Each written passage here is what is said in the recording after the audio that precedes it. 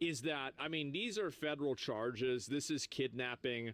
Like, so if this person doesn't get crucified for this, honestly, I think let's just let all the illegals in and get rid of the border. I think, you know what? Because obviously we don't care about the law anymore, right? So, like, why not just let's just let it happen. I mean, fuck, like, yeah, entrapment, yeah, exactly, let's go, like, yeah, let's just speed this up, get it out of the way, right? Either they have balls or get fucked, that'd be so fucked. Yeah, well, what I'm saying is that the reason why these people feel emboldened to do this stuff is because they get away with it. That's the reason why it happens. These people, this is a person who is intentionally fucking trapping federal agents, kidnapping federal agents inside of a building, and this person's not going to have anything happen to them? What the hell is going on? And so, yeah, it's not kidnapping, it's unlawful confinement. It's the same shit, but different. Yeah, well, whatever it is, it's not good, okay? Put most of the blame on the judges? Well, I mean, I don't know about that. You'd have to look at, like, I mean, they don't even go to the judge to begin with. So how can I blame the judge? I'd love to, but that's it. Your president doesn't care about the law either, so why should people do that? Well, I mean, the president should care about at least the laws that he agrees with, right? I mean, if the thing is that it's making the government look weak, and it makes the government look really bad when people do this. And the only way that I can explain this and make any sense out of it is that actually all of the people in the government are okay with this happening and complicit with it because they think that this will escalate tensions and cause people to advocate for a police state. Because the ultimate reality here is that I think that most people, this is like an 80-20 issue, most people do not want you know, like random civilians interfering, kidnapping, and trying to like hit police officers. I think this is a very unpopular opinion. Now, obviously, there's some people that have this opinion, some people that believe it, but as a general rule, this is very, very unpopular, okay? That's a problem. Yes, it is a problem. And I think it's a problem with the majority of people. So the big issue with what happens is that those people don't get held accountable. Nothing bad happens to them. And because nothing bad ever happens to them, and they did, in fact, tear gas a child? They did. And I don't care. They did, because you should have never brought your kid to that event. You knew this was an adult event. You knew this was something that was unsafe. You should have never brought a child there. If anything, the parent should be charged with child endangerment.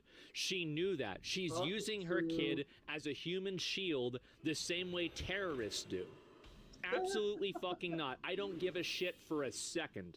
And the fact that you are trying to pretend like that means that you have been manipulated and they have tricked you. They have tricked you into living inside of the frame that they have created that is beneficial for themselves. Absolutely fucking not. Yeah, it's like bringing your child to a robbery and then being upset that they died in a shootout. Yes, exactly. Do not bring your kid to a violent protest. Don't do that. It's crazy. Like what parent does that? Well, I'll tell you what parent does that. A parent does that because they want to make a statement. That's the reason. It doesn't affect most people. Wait till anarchists start blowing up buildings, then we'll care. Yeah, sure. And yeah, let's see here. I'd be so pissed if my kids are put in danger by anyone. Well, the parent only has one person to be pissed at, and that's themselves. They were the one that brought their kid there. They were the one that decided to do that. And, you know, you bring your kid to something like this that's unsafe and dangerous.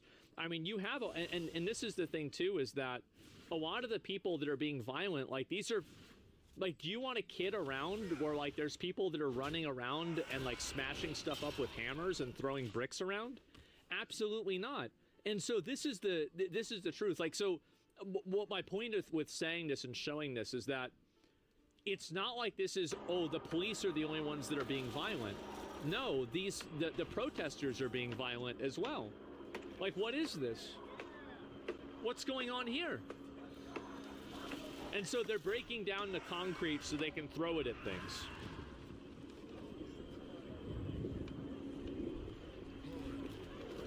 That's why they're doing it. Yeah, they're creating, they're crafting ammunition. People are so yeah, exactly. And of course, like, you have, obviously, this is exactly what I would expect. Let's just say that. Yep, there it is. I really, Wow. Damn, you couldn't stereotype it better, could you? Wow. Also make him look poor? Yeah, exactly. And this is like, again, this is and everybody's taxes are paying for this, right? Everybody's paying for this happening.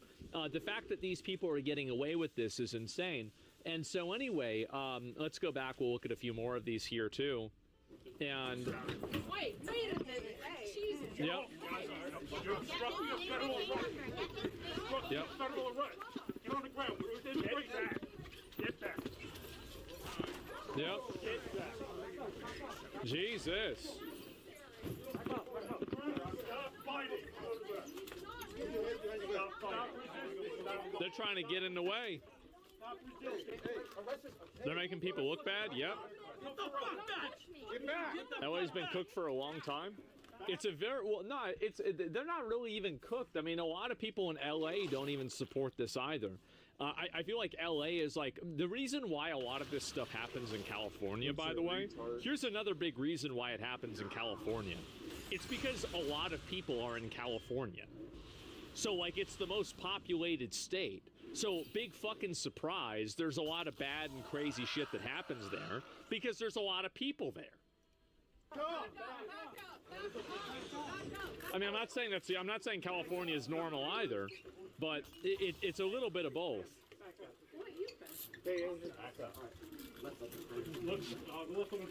So anyway, let me see if I can find any more of this. Yeah, this seems pretty normal. Yeah, it's not really too big of a deal, too bad at all. Not a whole lot. Bro thinks he's a civil rights hero. Yeah, of course, that's always what happens. I mean, like, this is just crazy where these people are coming from. And again, like, this was like kind of like that's whatever. But I mean, like, how is it that you're not calling in the National Guard when you're having something like this happen? And they even, bro, like, they even went in on this. Look at this. This is the LAPD in full riot gear. God damn. God damn!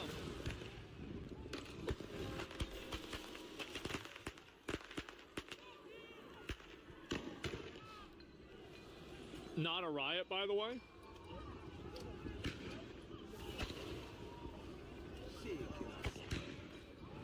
Mm-hmm.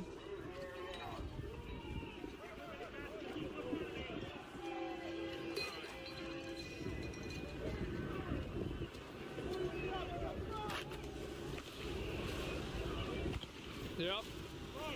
Just noisy. Yep, that's right. Look at the graffiti on the wall. Yep. Like, who's getting arrested for this? Is it so much to ask for that I want to live in a society where you don't have to worry about people that are being violent and destroying property? Why is it that this is even a question? Why is it that we're supposed to just accept this insane level of behavior as if it's fucking normal? This is crazy. Yeah, like January 6th? Yeah, no, because they went to jail. They went to jail for years. They were in jail for fucking years. And I said, good, rip bozo. You shouldn't have been going in the fucking Capitol building. It's the exact same thing. Yeah, that's bad. This is bad. It's all bad.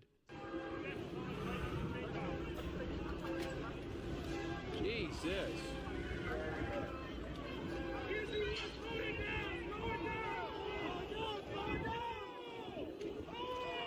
This is nuts. So to get these people out of there.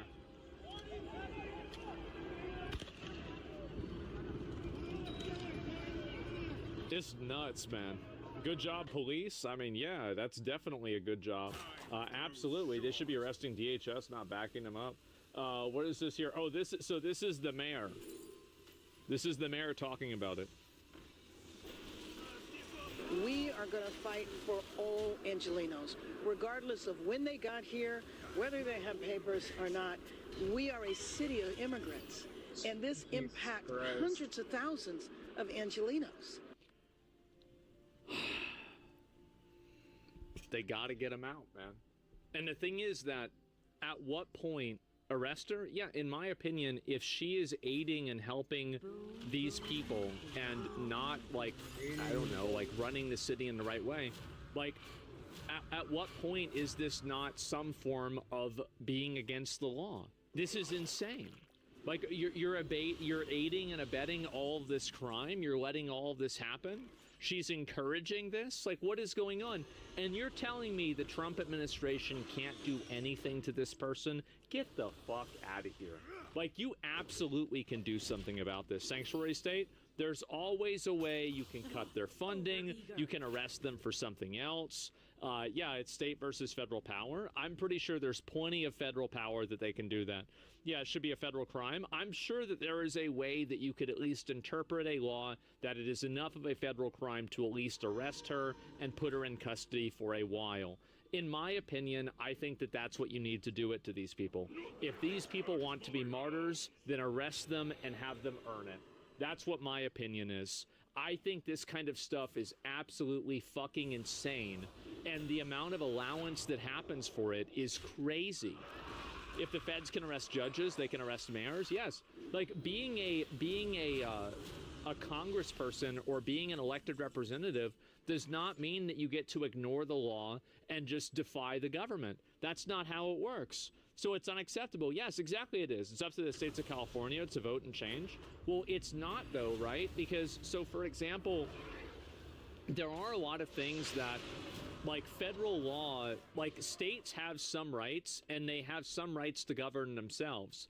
But when basic federal laws and basic regulations are not being followed, I think that's a big problem. And also, this is the way that I feel about it as a taxpayer, right? And this isn't just for LA. LA makes a lot of money, but there's a lot of other places in the country that don't. The fact is that these places, they don't exist in a vacuum. Places like LA, places like Seattle, etc., they exist because the entire United States exists. And so they are a beneficiary of a tremendous amount of federal security and federal resources. So if you're getting all of these resources and you're having all of this stuff given to you and you're turning around and turning it into fucking Escape from LA, then I think they should be taken away. I do. Yeah, the Civil War was fought over the limited states' right. Yeah, they were. And so, yeah, cut all federal funding. Yeah, like, I don't want my tax money going to pay for this. This is insane. Wouldn't this fall under an insurrection under their own definition? Of course it is. Of course it's insurrection. Absolutely. Yep.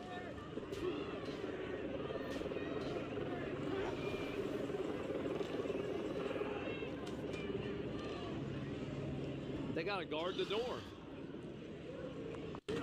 Two-tiered law system? Yeah, I think so.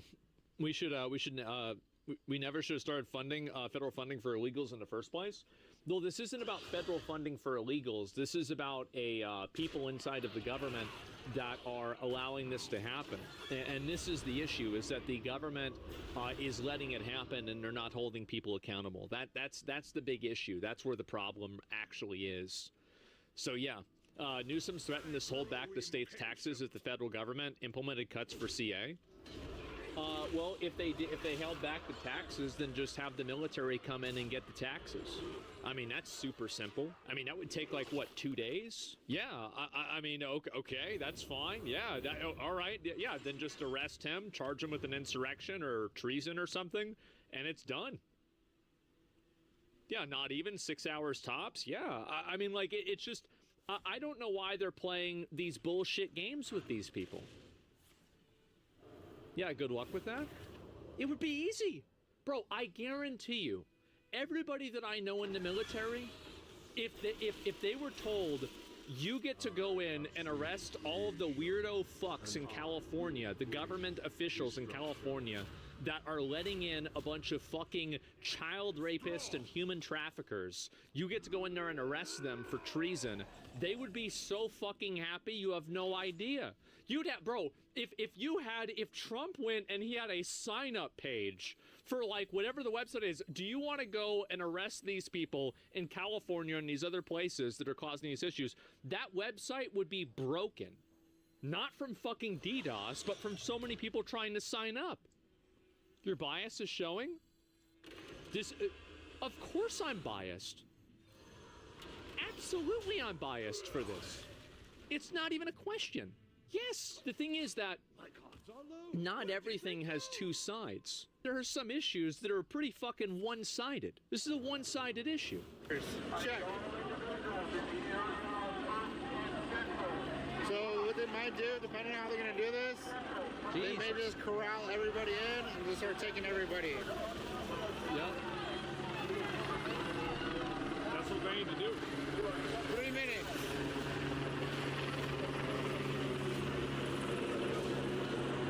Here, let me ask you guys.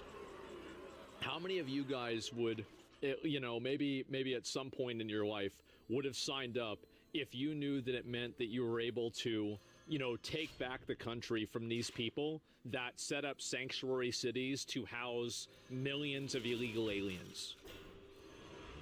You would have millions of fucking signups.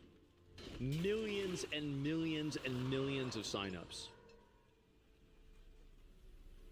Is it a paid position? It would be, but I bet people would do it for free. That's what I think. If they're breaking any law, then yes, I would sign up. Absolutely. Yep. As a legal immigrant who's in the military for the U.S., I'd totally sign up again. Yeah, bro. Bring it back. Damn, I wonder what that girl did that got cuffed up. I didn't see it. I just saw her getting rushed. Oh, shit. There it is. Oh. Are they riding again? Yep, they are. Oh. The German state claims that militias are roaming the streets in the U.S. to deport migrants.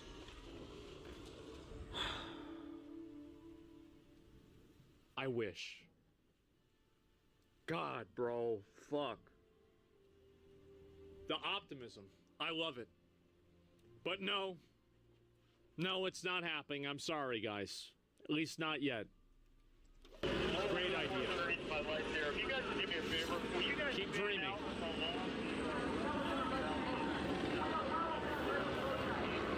Yeah, this is nuts.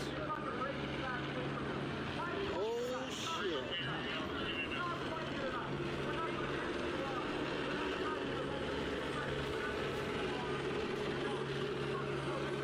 So they had to shut this whole thing down. It looks like a war zone. This is LA yesterday. Look at this.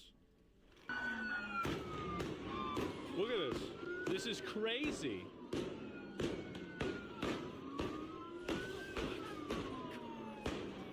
And you get the government making this happen. New war zone map? Yes. People wishing for a police state? Empire is done. It's not a police state whenever you have laws. I know this might sound crazy, but it's actually not a police state when people that are actively destroying and defacing and crushing property get arrested. It's not a police state. That's normal. How come this never happens in Japan or Saudi Arabia? Can you explain?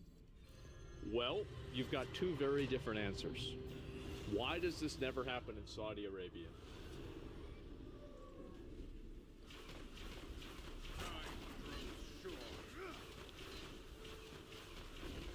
So, and if you think Saudi Arabia is bad, my understanding is how Saddam Hussein used to deal with terrorists is he wouldn't just kill the terrorists, he'd kill their whole family.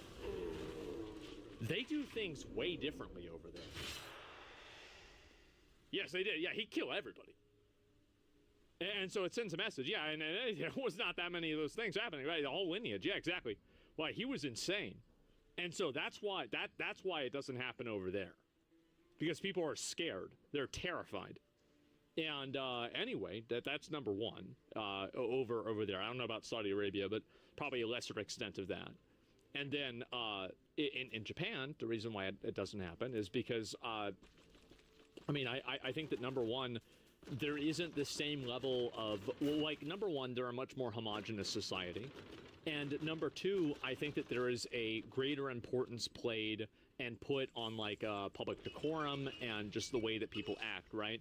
It's an island too, it's a homogenous culture. Yeah, they have cultural cohesion. Yeah, a lot of this is caused by a lack of cultural cohesion, because what you really see with a lot of these issues are multiple cultures coming together and feuding with each other. That's pretty much what's going on.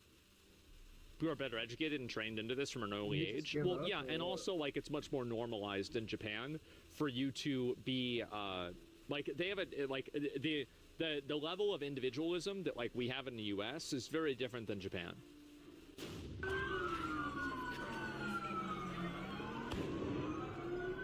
Diversity is our strength. I think diversity is a great thing. Diversity is fine, but the thing is that this isn't diversity, this is just crime, and it's people destroying stuff, right? I mean, that's not diversity, that's just retards.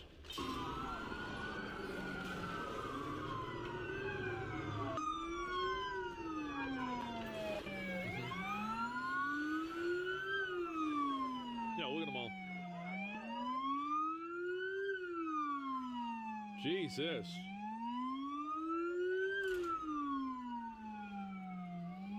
Diversity okay when it's followed in legality?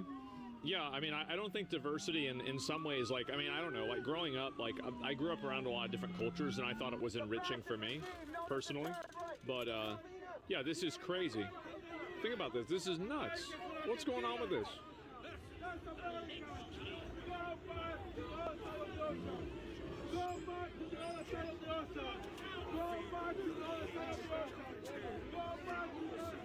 Oh, man.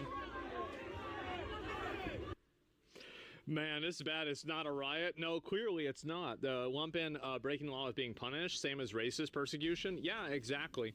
And I think that's really the problem, is that these people are not just, you know, like, again. Oh, here we go. One more. There's a couple more clips, and then we got to get ready for the Future Games Fest. That's happening soon. Oh, here we go.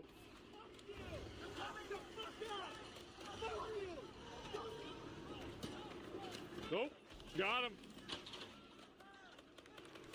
Oh, there it is. Got him.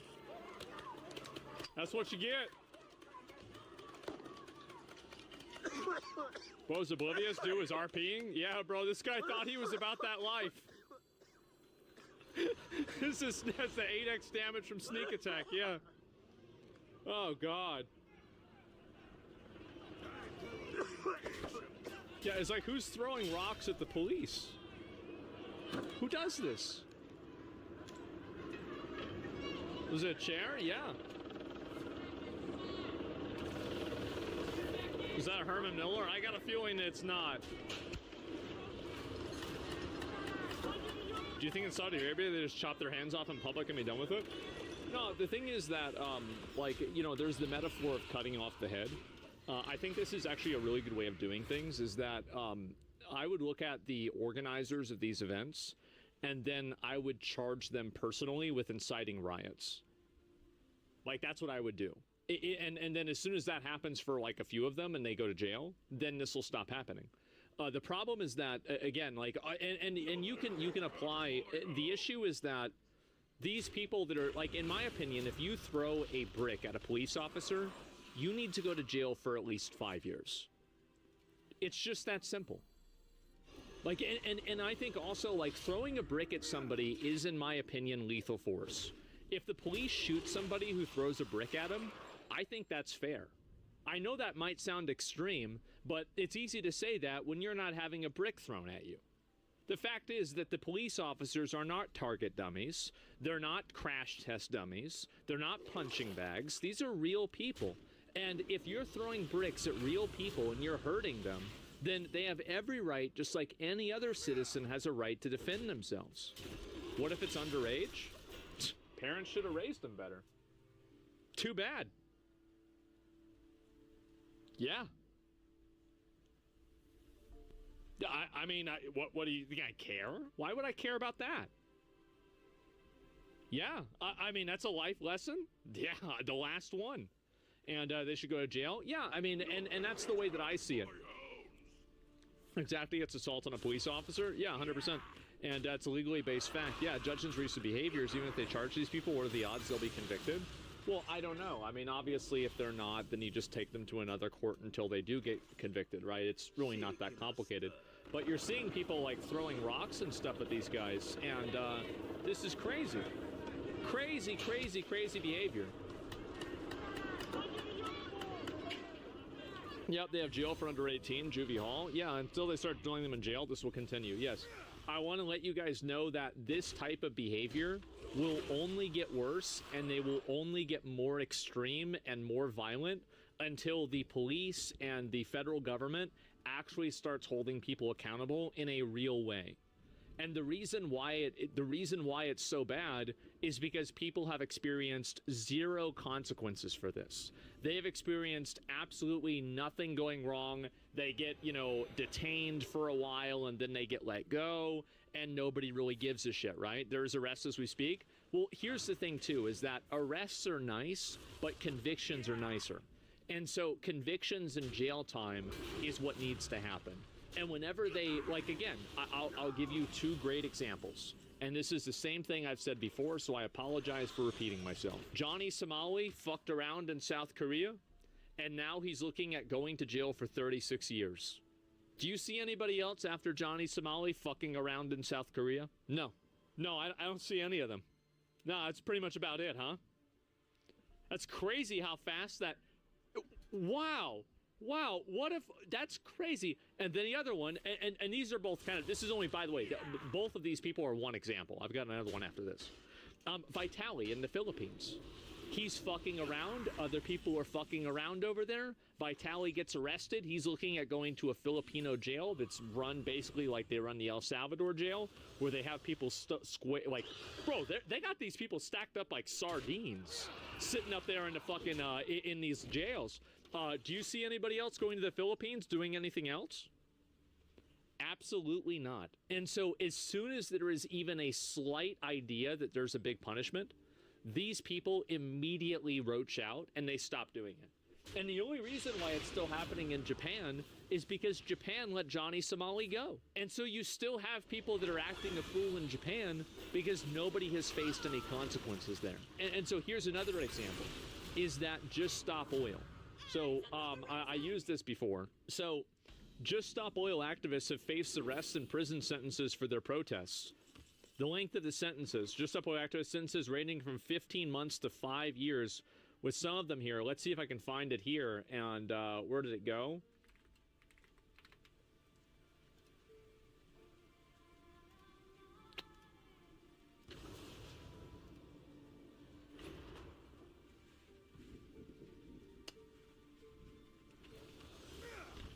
That's how it works. It's that easy. People like this fuck around, they do this stuff, they get held accountable, and then they're done. They don't do anything else. Citadel stands strong.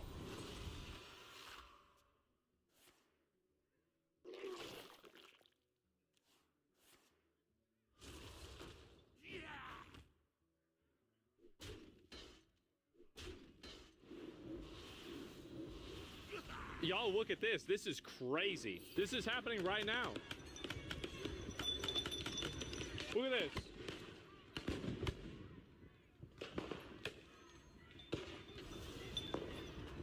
It's supposed to be a first world country. You got out there people acting like fucking apes. It's embarrassing. This is crazy.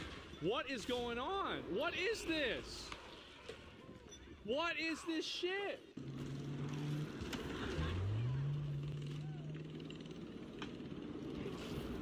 They're just random cars.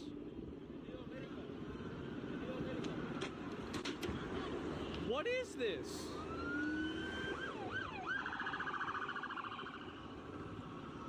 Like, that's just that's a regular ass car. Like, as far as I know, like, this is a regular ass car. He just sitting here doing this. And by the way, even if it's not, he didn't know that. Look at this. Look at all those people in fucking El Salvador, dude. Undercover? Maybe it is, maybe it's not.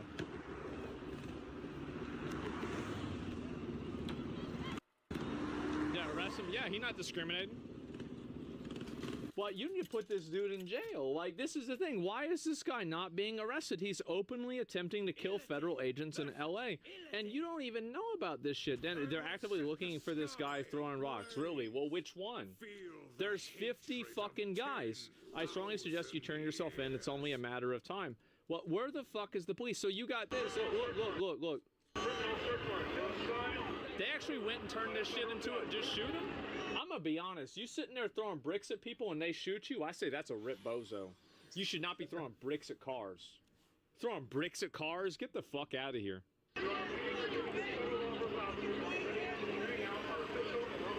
Yeah, it's a fuck around and find out situation. That's self-defense? Yeah. It's attempted murder, yeah. Like, I don't know how we let this shit happen. Like, this is not a big deal at all. Just whatever. Don't move on to the next one. I'm Giovanna Lotta. You're taking a live look at one of the protests. This is from yesterday. I want to go to the ones from today, because there's more of them. Obviously, like there's a whole new one. Let me see if I find a new one. And this is 2 hours ago. Here's another one. Let's get it.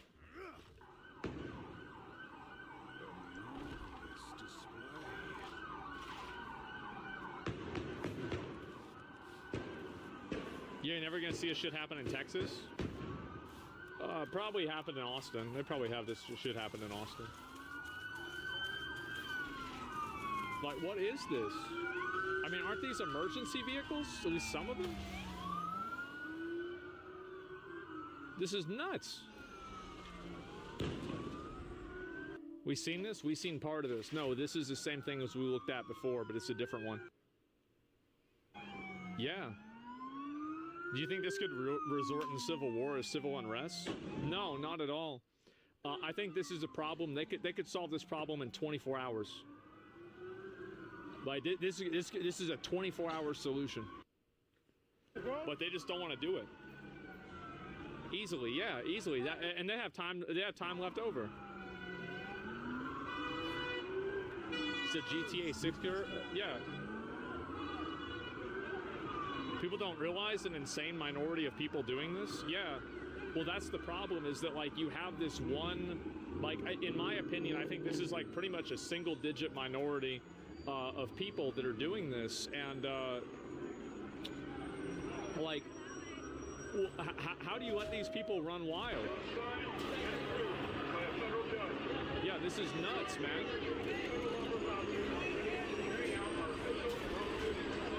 Majority at this point? No, it's not. This is like a... Where's this music? Oh, it's this here. Let me turn this off. Sorry, I thought there was something else going on. Yeah. See, they go and they say this shit, right? They say shit like this. Let us be clear. Anyone who assaults or impedes a federal law enforcement officer or agent in the performance of their duties will be arrested and swiftly prosecuted to the full extent of the law. Where are they? Where are the prosecutions then? Where are they? When? When? Like tomorrow? Like next year? Like, this is insane. This is third world country bullshit? Yeah, exactly. Crazed leftist tries to block. Look at this. Look at this. We can't watch that. I don't want to watch a guy get run over. But, like, I mean, honestly, this is insane. Like, you're trying to get in front of a car like this.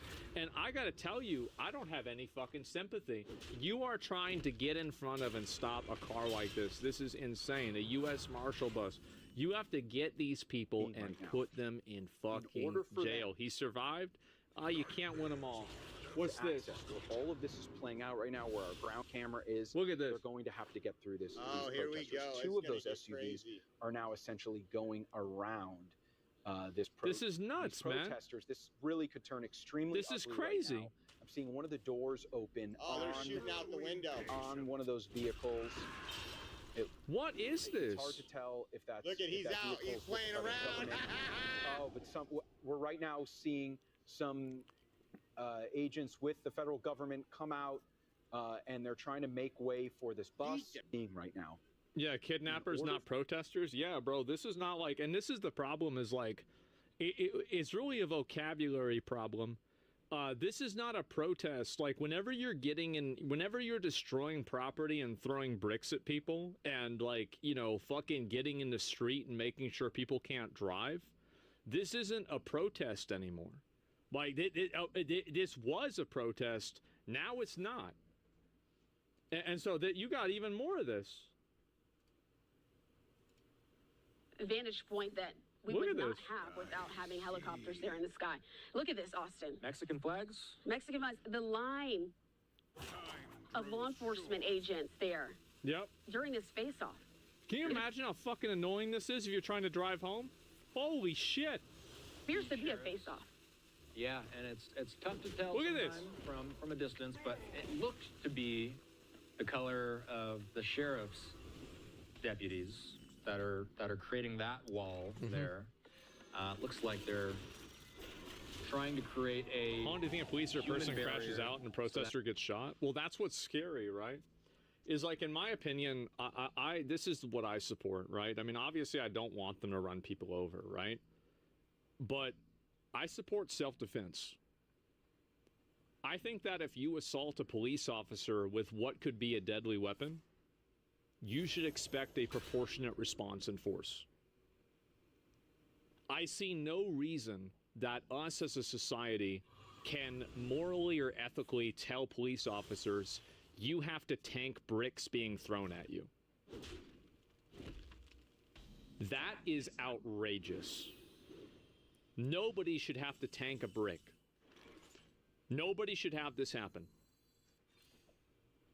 Blocking someone's way is also self-defense, because you stopped me from going where we're trapped there. Where am I supposed to do? Yeah, no, I get it, but like, I don't want to see people get hurt, right? I mean, I can make a joke or say some bullshit, right? But like, I don't actually want to see this happen. But the reason why it happens is because nothing else happens. Like, the escalation is the problem.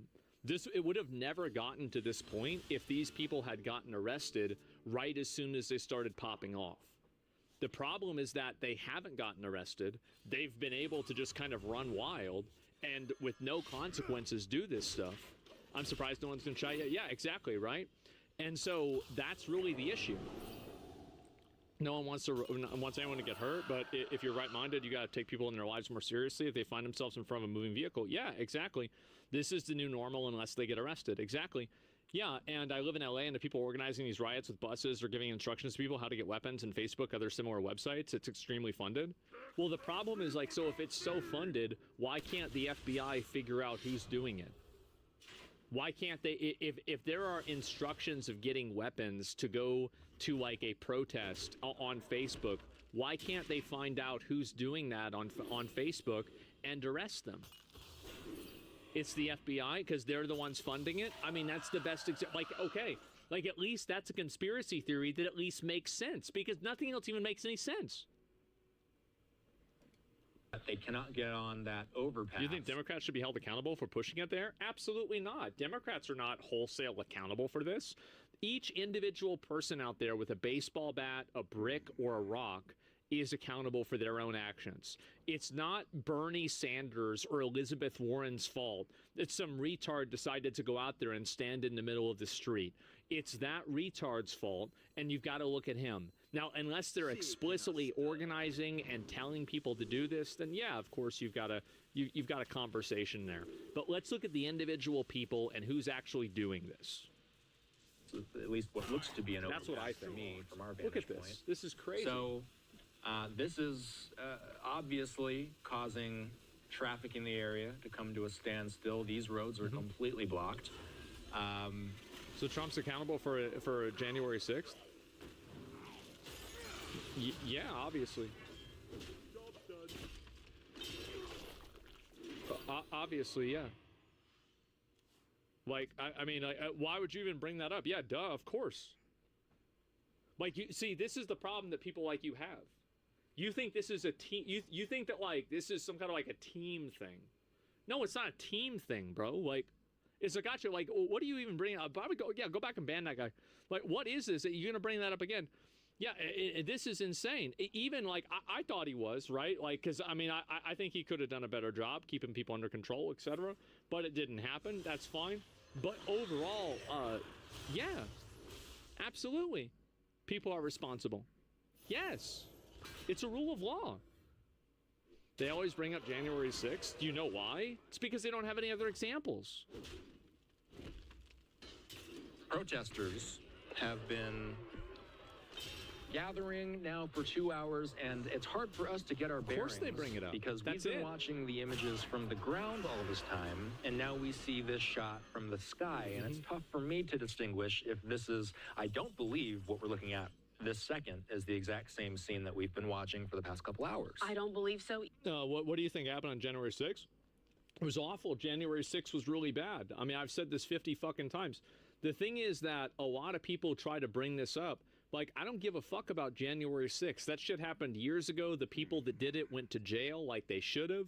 And they were in jail for fucking years. Like, if they had been tried for those crimes, the majority of them would have probably gotten out earlier than if they were sitting in there in the first place. They were pardoned, yeah, but I know what is the criminal amount of time that you have for, like, getting in trouble for that? It's like probably 3 to 5 years, and they were there for 3 to 5 years. That's pretty fucking fair, guys. I'm sorry to say. Hey, todo está bien, papa. Hey. Jesus.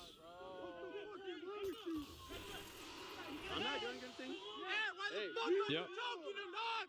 Hey, look at that. Hey, he's choking him. Hey, look, hey. This is I'm nuts. not doing shit. Hey, I'm recording. Hey, it's all being recorded, pa. It's all being recorded. Dale, Uh-oh. dale. Oh. Dale, I'm not doing anything. I'm right here on the curb. What you gonna do? Nigga ain't put the fucking bags down. Niggas, you ain't gonna do shit.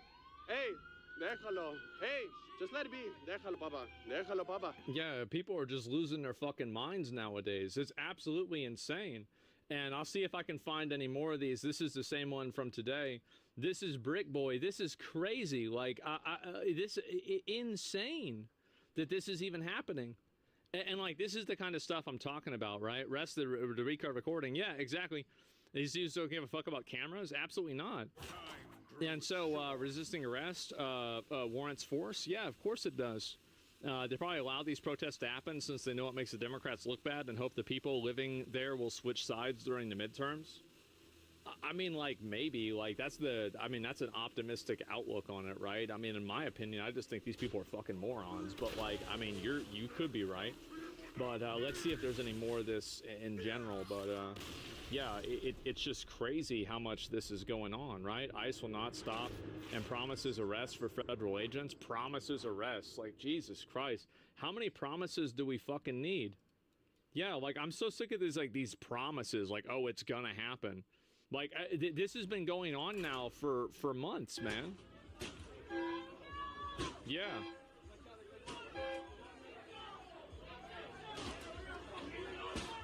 All promises, no action? Yeah. What is this? Like, what are you doing? You're just destroying random shit.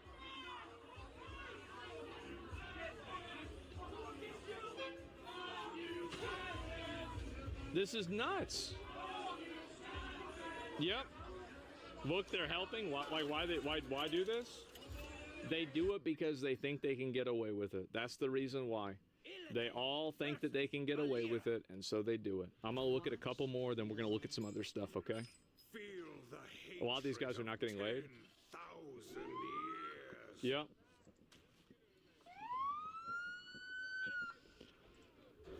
They're just having an excuse so they can demolish shit?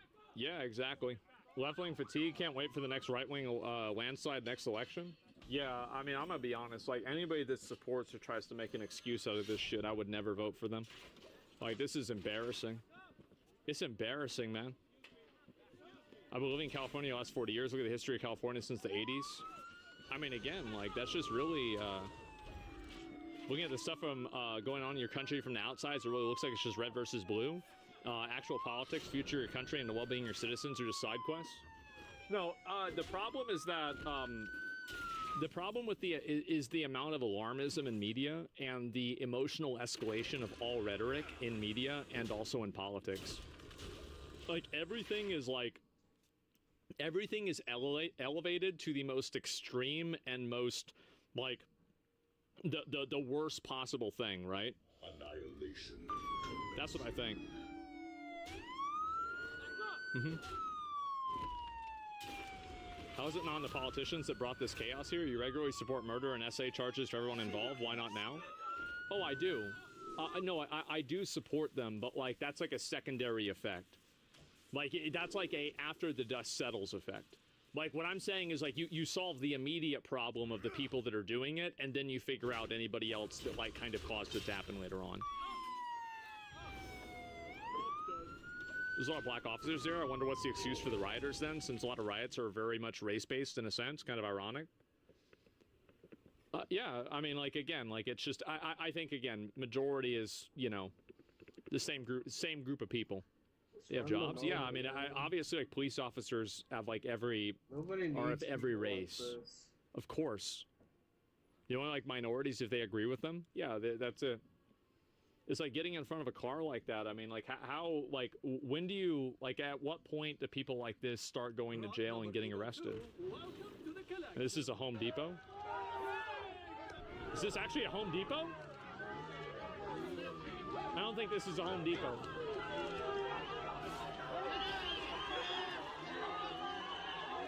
Is it?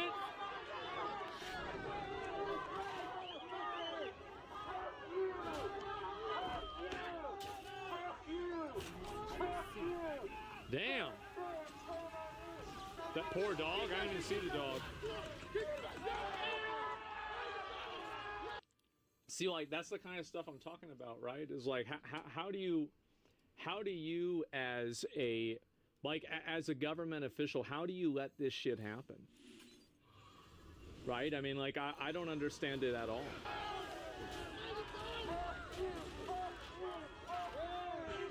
How low can a human IQ be? Pretty low. Pretty low.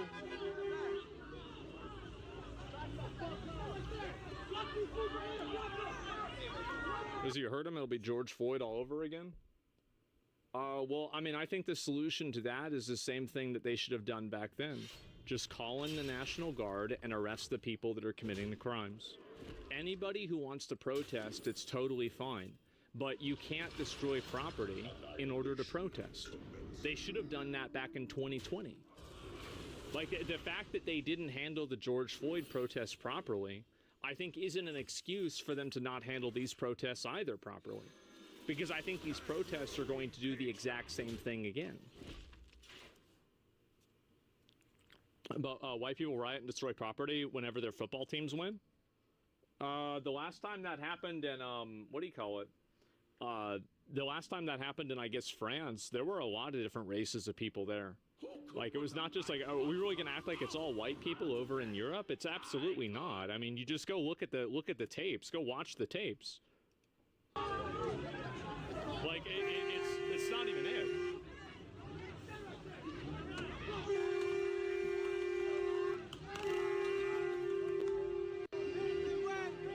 Uh-oh. Protest is one thing, but rioting is another thing? Yeah. It's crazy to me that this violent minority of leftist extremists isn't being dealt with by the authorities. It's very crazy to me, too, because here's the issue, is that every day that you don't deal with it, it gets bigger. Every day that you don't, clamp down on this stuff, it gets worse and worse and worse. And it makes you look worse, too. Is this chaos in Austin? Well, I don't know what it's like in Austin. I have no idea about Austin. Yeah.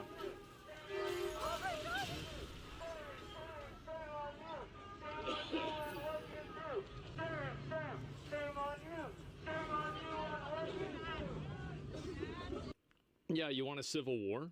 No. What do you think this is? Do you think this is a 50-50 thing? Do you think average people support throwing bricks at police officers? Absolutely not. The entire premise of this is just outrageous. Absolutely not. Yes, you do? No, they don't. Like, this is, again, any sort of polling or anything like that, this is a 90-10 issue. This is absolutely not. Like, it's more than 1% that support this. Yeah, sure. But it's like probably 5 or maybe at the most 10% of people that support this. It's insane. Like, there's no civil war that's going to happen over the police officers arresting people for throwing bricks at cars. Like, what are you even thinking? Again, it's so fucking embarrassing that it's happening. Absolutely so embarrassing.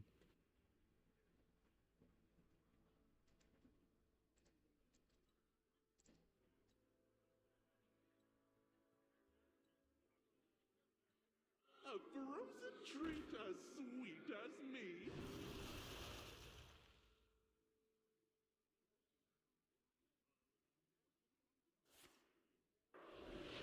So this is the these are the mostly peaceful protests that are happening in LA right now. You might think that this is a screenshot from Grand Theft Auto 6. It's actually not.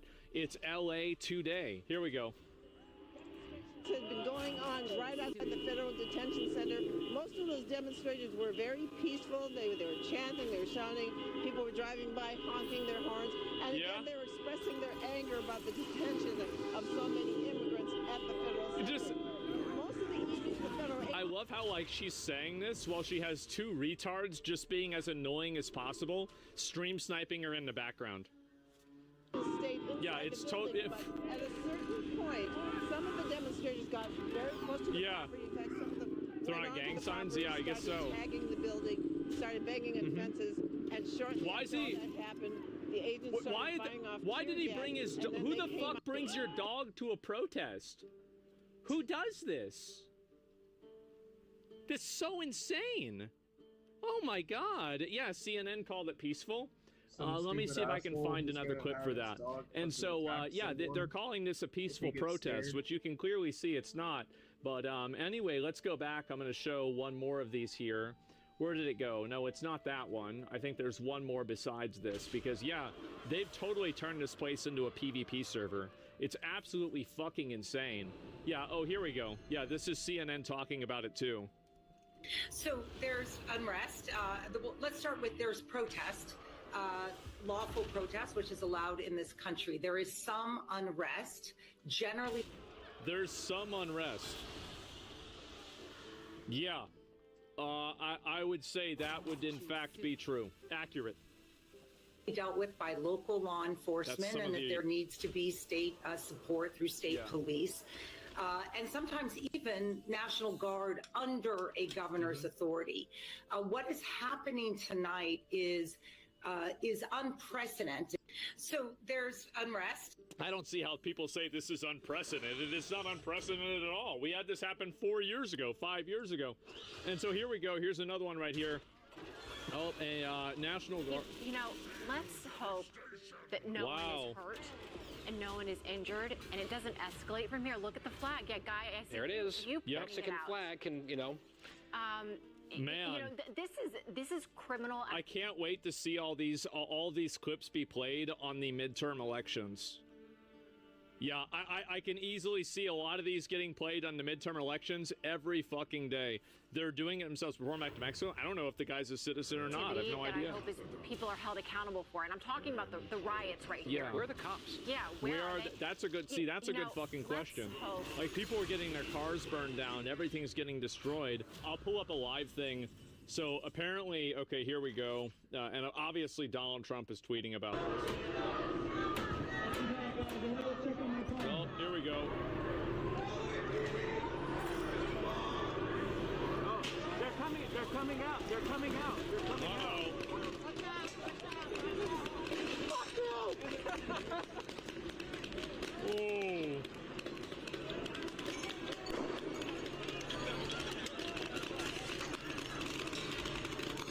Scatter time? Yeah, exactly. As people like this do it, I mean, if they...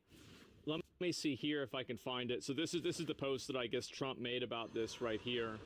A once great city, Los Angeles, has been invaded and occupied by illegal aliens and criminals. Now violent insurrectionist mobs are swarming and attacking our federal agents to try to stop our deportation operations, but these lawless riots only strengthen our resolve. That's right. I'm directing Secretary of Homeland Security Kristi Noem, Pete Hegseth, and Attorney General Tom Bondi in coordination with all of the relevant departments to take such action necessary to liberate Los Angeles from the migrant invasion and put an end to these migrant riots. Order will be restored, the illegals will be expelled, and Los Angeles will be set free. Thank you for your attention to this matter. I could not fucking agree more. This is more normal behavior. Their squad cars from North Hollywood Sorry Division. about that. I'm just going to turn down the audio so you guys don't have to hear it. But, you know, you've got APD. These are not APD. What is this here? Fucking LAPD. You know, cars, I think, getting burned down. Like, this is crazy. Right? Absolutely fucking insane. I see the Cash Patel tweet. Let me go back. I see if I can find it. There's any more of this here. And obviously, they're always posting this too. Rioters are waving foreign flags, threatening family members of National Guard. What is this? So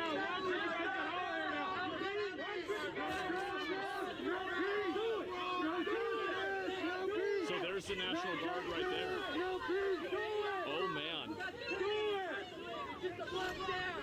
Your families are next. Do it. I want you to put a hand on every protester like this in case they decide to rush so you can pull your comrade back. Comrade, oh my God. I feel like there is no way that they come back from this. Like, this looks so bad. And then there's also this one too. Let me go back. I'll see if I can find a few more of this too. And is this right now? Well, it was earlier today. And let me go back. I'll see if I can pull up some more of them here. Okay, so everybody is like running off right now. I'm not sure why. I can see just down the street. My photographer can move with me a little bit. There's a huge group of people marching down the street right now, and you can see this might be what we've seen before. Look at that, Andy. If you can just scoot over to the right, look over here to the right. You can see. It's going absolutely you can see there's protesters squaring off with law enforcement right now. Can you see that?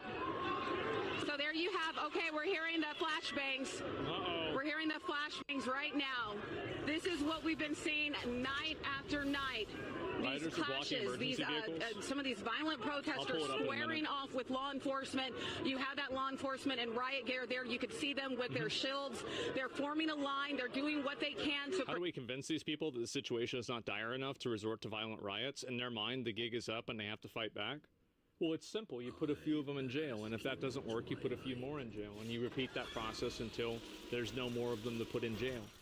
Either because they stop doing it, or they're all in jail. Yeah, it's really simple. Like, I don't understand. Like, it's obvious how to deal with this.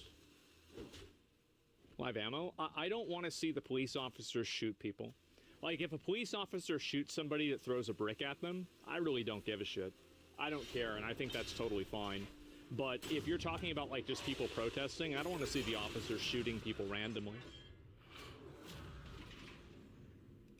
Protect themselves from these protesters. And you have more of them, more of these protesters coming down the street right now. What are you saying? Somebody says, what am I saying in terms of, like, throwing a brick? Throwing a brick is a deadly weapon, and a brick could kill somebody. If somebody hits you in the head with a brick, there is a good chance that you'll die. Or you will sustain an injury that will change the rest of your life. And I think that police officers, the same as every other citizen, because police officers are citizens, they have the right to defend themselves. And I think that they have the right to proportionally defend themselves. And if people are trying to exact deadly force against a police officer, I think a police officer should be able to defend himself with deadly force. Anybody throwing bricks, I think your life is forfeit. That's what I think. And again, why are you throwing bricks at people in the first place? Who the fuck throws bricks at somebody? It's crazy. Like, if somebody came to your house and they threw a brick at you, and you shot them, I would call that self-defense. Yep. And you can see how quickly this could get out of hand. I'm watching people put on face masks. We're going to continue to watch this. We're seeing this right now. We can see it. Can we walk a little bit? Can we walk a little bit just to show a little bit more? I get what you're saying, but I respectfully disagree. It's all about intent. The weapon may indeed be deadly, but not all throwers intend to kill. Not all throwers intend to kill. So there are times where somebody is going to point a gun at you. So I just want to explain like how dumb this is, what you're saying. If somebody pulls a gun out at you and they try to shoot you in the shoulder, but they accidentally shoot you in the throat and kill you, do you think that you should have to, oh, wait a minute, maybe they're only trying to hit me in the shoulder, I shouldn't be able to respond with deadly force? It's a ridiculous thing to say. Like, you can't know what the intention of somebody is that's throwing the brick at you. Whoever said that's retarded? Yeah, and like, again, you can shoot people without the intention of killing them. But if somebody shoots you, and even if they don't have the intention of killing you, I think you should have the intention, or not you should have the intention, but you should have the ability to shoot them back with the intent to kill them. Because you can't know that. There are no bricks of peace. If a brick hits somebody, it doesn't matter what the intent is. If it hits them in the head the wrong way, it's just going to kill them anyway. If you're shooting at someone, you should never shoot to wound. Well, what I'm saying is that, do you think that you shouldn't be able to respond to somebody shooting you because maybe they're shooting you to wound you and not to kill you? Obviously not. That's the most retarded thing you could ever say. So the brick thing is the exact same situation. Bricks of peace? Yeah, I'm serious. That's where these people are coming from. You need to actually develop some empathy. Well, and this is the kind of stuff that I'm saying here, right? And let me see about this. So this is, I think, the mind of one of these people that argues like this. So if an ICE agent aims a gun at you, you don't have the right to defend yourself? Well, yeah, because they're not shooting at you. Like, I don't think that they should shoot people that are holding bricks. I think they should shoot people that are throwing bricks. And also, where's the empathy for the police officers that are getting pelted with bricks? What about them? And this is the problem, is that people like this love to advocate for empathy, but they don't actually want to advocate for empathy. They want to advocate for a one-dimensional form of empathy that paints them as the victim and the people that they're attacking as the oppressor. You don't want me to have empathy, because I'm having empathy for the police officers and the people who live in the city that are having their city destroyed, burned down, destroyed, and terrorized by a bunch of crazy fucks. So this entire concept of empathy is totally misguided. You are advocating for empathy towards a person who is trying to throw a brick at another person. This is insane. That defies your logic. You're a psychology major now? You don't need to be. I don't have any psychology. You don't need to have a psychology major to understand that throwing a brick at somebody is a bad idea. You just can't take accountability for the claim I made? Well, I did. It's just stupid. Like, I do have empathy. I have a tremendous amount of empathy. And that empathy lies with the people who are out there trying to protect the country. They're trying to uphold the law. They're getting bricks thrown at them. No, I don't think that people should be punching bags. I don't think so at all. That's not empathy at all. You want to throw bricks and be able to violently oppress people, and the moment that they push back against you, now somehow this is bad. Now you're advocating for empathy. No, you had no empathy in the first place, and you weaponize and you terrorize people, and the moment that you get even a sliver of that back, you try to appeal to people's empathy. No, that's not how it works, and that's not how, I don't think anybody believes that. It's outrageous. It's only when there are consequences? Yes, of course. Retard gone? Yeah, bro is hit by a brick, he's not thinking straight? Yeah, I get so. And I agree completely. Also, there's optics and realities. You don't want to create martyrs. I don't really care about that, honestly. I care about creating a lawful area and a lawful place. And if you want to make a martyr out of a person throwing bricks at police officers or somebody trying to violently assault police officers, then be my guest. Go ahead. But I don't think that's the way the world should work.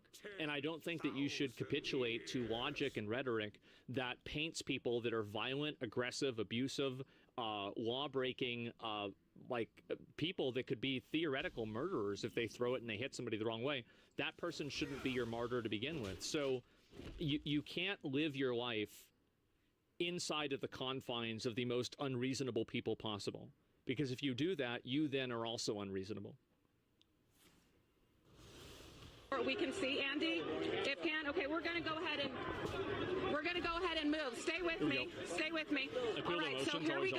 We're going to take you up to the line. And that's the problem, is that these appeals to emotion are completely one-sided. They actually don't have any empathy. They don't have any empathy for these officers. Like, why do you think they want to dox these officers? So they can terrorize their families and put their families in danger. What about their empathy? Well, there isn't any.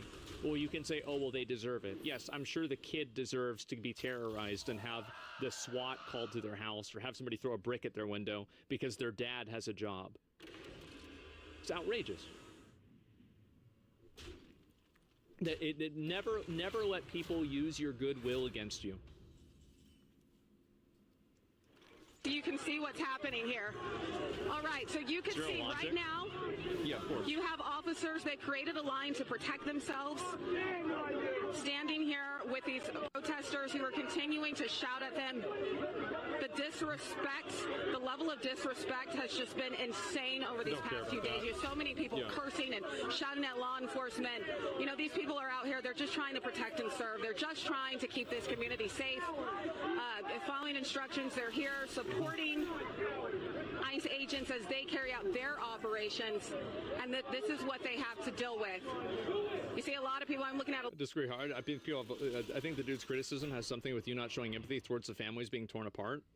Well, of course I have empathy to them, and that's bad, but the reality is that a family is torn apart whenever a person commits a crime. So if you rob a bank, you don't get to not go to jail because you have a family. If you're driving drunk and you kill somebody, you don't get to not go to jail because you have a family. This is, again, an illogical emotional appeal that doesn't apply in any other situation. Having a family does not make you immune from consequences of breaking the law. This is something that's acknowledged, and everybody knows this with every single other crime, but we're supposed to pretend like this is different? Again, like, it's just, there's no logic to this at all. A lot of people with their face, okay, they're spraying some more. We're going to scoot back just a little bit more. Staying with your photographer, trying to stay at a safe distance. I got you, Andy. I got you. Stay with me. I got you. All right, so you can see they're pulling out the shields. The California National Guard, you can see there, we're hearing more flashbang grenades. Again, you have...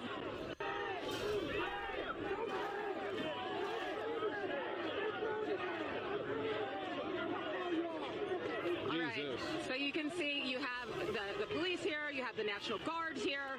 This is bad. Tactical vehicles, military vehicles. Again, this is the very same place where all that violence broke out on Friday. When you had the acting ICE director, Todd Lyons, calling it appalling. This is where that happened. Where they said that that there were over 1,000 protesters. I'll go to a live stream in a minute. Yeah, I just want to show you guys some of the other videos and things that are caught up. Oh, this person's she is a senator, I think, or a congressperson. I forgot which one. It's Maxine Waters. Let me read a few more. This isn't a protest. These people are attacking and destroying the building. Yeah, I think so too. And anyway, let Cali sink into the ocean. Well, I don't know about that. I swear a majority of people are just there to get footage, which is kind of weird too. Why can't they just say, what's so bad? Are they doing too? Yeah, I get that their dads announced, but what about them being separated after years of progression and respect in the country? Well, it should have never happened. Like, just because somebody gets away with a crime for like, and like, so if you apply this to another situation, right? Like, let's say somebody has been selling drugs for 10 years and they haven't gotten arrested, and then they finally get arrested for selling drugs. Can you use the logical argument that, well, because they didn't get arrested for this for 10 years, that now they shouldn't get arrested for selling drugs and like selling fentanyl, right? Don't come out selling weed, like actual hard drugs. This is insane. No, just because you get away with breaking the law for a long period of time doesn't mean that just at a certain point the law shouldn't apply to you anymore. Think about how bad that precedent is. Again, and this is the issue, is that I think logic and like this type of thinking and logic in general, this is a general like viewpoint that I have, is that logic that can be applicable to more situations is oftentimes better logic, and logic that is reductive and only relevant to certain situations is bad logic. And I think that inside of the circumstance that you've created, you think that this is good logic, but if you apply this to any other circumstance, you would immediately know that it's bad. Feel the hatred of 10,000 no one's above the law? Yeah, of course, right? Where do these idiots come from? I think that a lot of people, and I have no problem with people that disagree and want to have a conversation about it civilly, right? I mean, like, that person that's like coming and insulting and being rude, that's different. But if somebody has an actual point of view or whatever, then that's going to be it. You're oversimplifying the issue. It's multifaceted. It's actually not. It's not multifaceted at all. The fact is that these people are coming over to the country. They are breaking the law. They know that they're breaking the law. They're doing it on purpose. And they had kids and they started a family, or they had a family and they brought them over, and they knew that this is what happens. So at a certain point, again, there is no other crime that we do that is like, oh, well, this person has a family, so they don't have to go to jail. This is ridiculous. Yeah, it's a ridiculous line of thinking, and it doesn't apply to anything else. Please bring up. I'll debate you on this. I'm not interested in a debate or anything like this. So, police officers in gear that makes a brick not deadly. So this is the kind of stuff that I'm talking about, right? Police officers are in gear that makes a brick not a deadly weapon anymore. Okay. They're also probably wearing bulletproof vests. Does that mean that you can shoot them with a gun?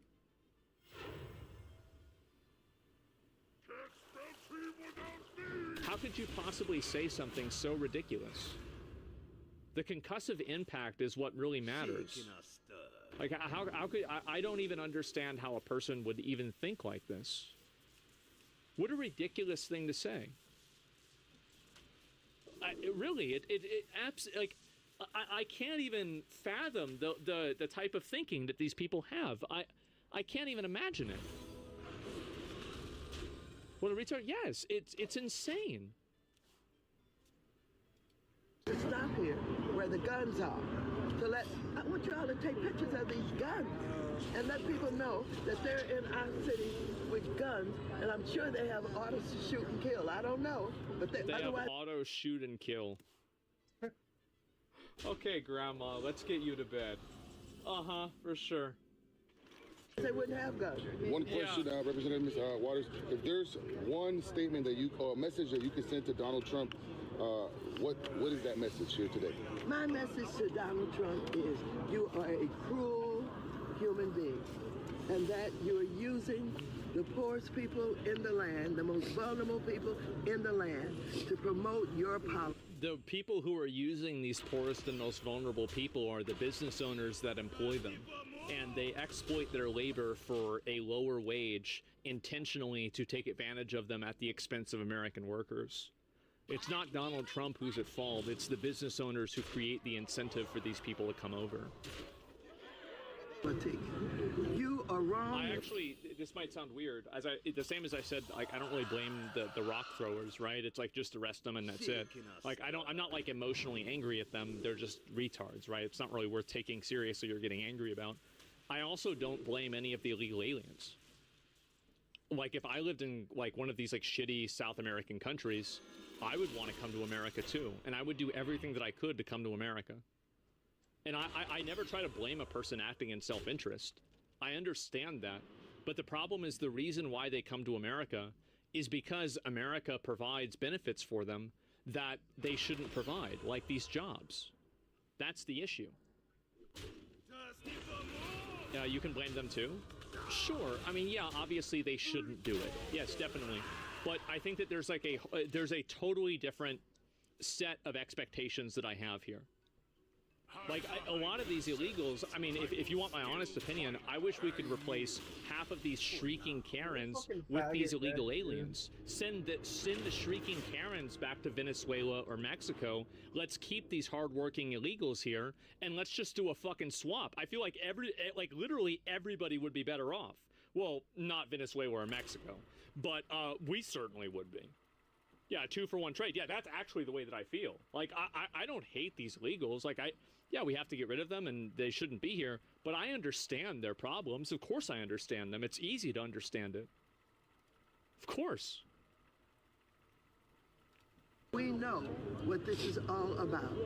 We have people who are immigrants here who are trying to seek a better living, who've come from places where they have experienced this kind of thing that he's doing here today. People who work every day, people who are paying taxes, who are raising their families, who are supporting education. They should not be treated this way. They should be given an opportunity to tell their story, whom they are, and why they can tell their story from the country that they came from.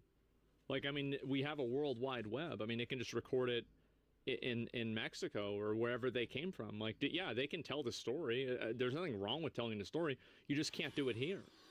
Here and ask the United States. Disgustingly dishonest person? Well, of course, right? I mean, and again, like this type of thinking can only survive inside of an echo chamber of lies where it's completely censored.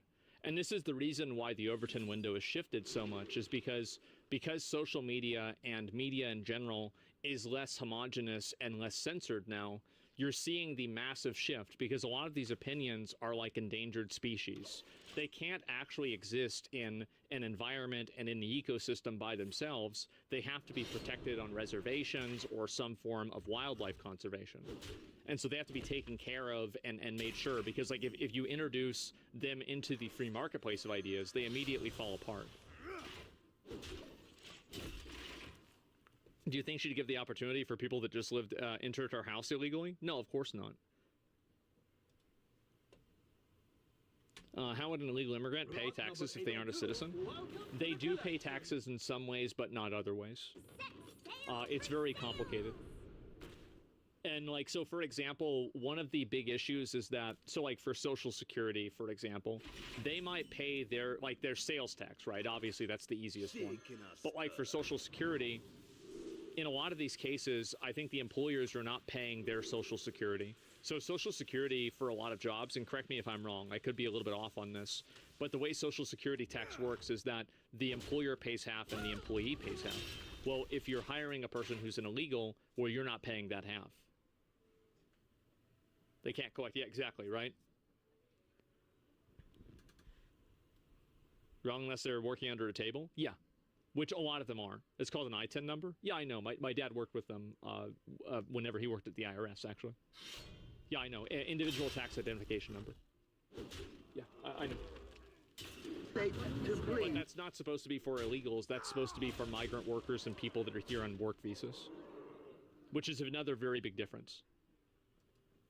Do what the Constitution allows us to do, and that is give them consideration for having citizenship here. Ms. Maxine Waters, thank you for those words. Another thing, do you find it coincidental that this is happening at this time of the year right now? Is there anything that you can correlate with the timeline that it's happening with right now alongside? No, I think that the president has not been able to live up to the threat that he used during his campaign, where he was going to get millions of them out of here. And I think it's come to the point where he thinks he's got to show something. But also, his ridiculousness has taken over the armed services to celebrate his birthdays coming up. And people are saying, are you going to spend millions of dollars celebrating your birthday using the armed services to do it? And I think that adds to it. All of this is coming to the forefront now. And Congresswoman, how should the city of LA... Does she think that his birthday is the 4th of July?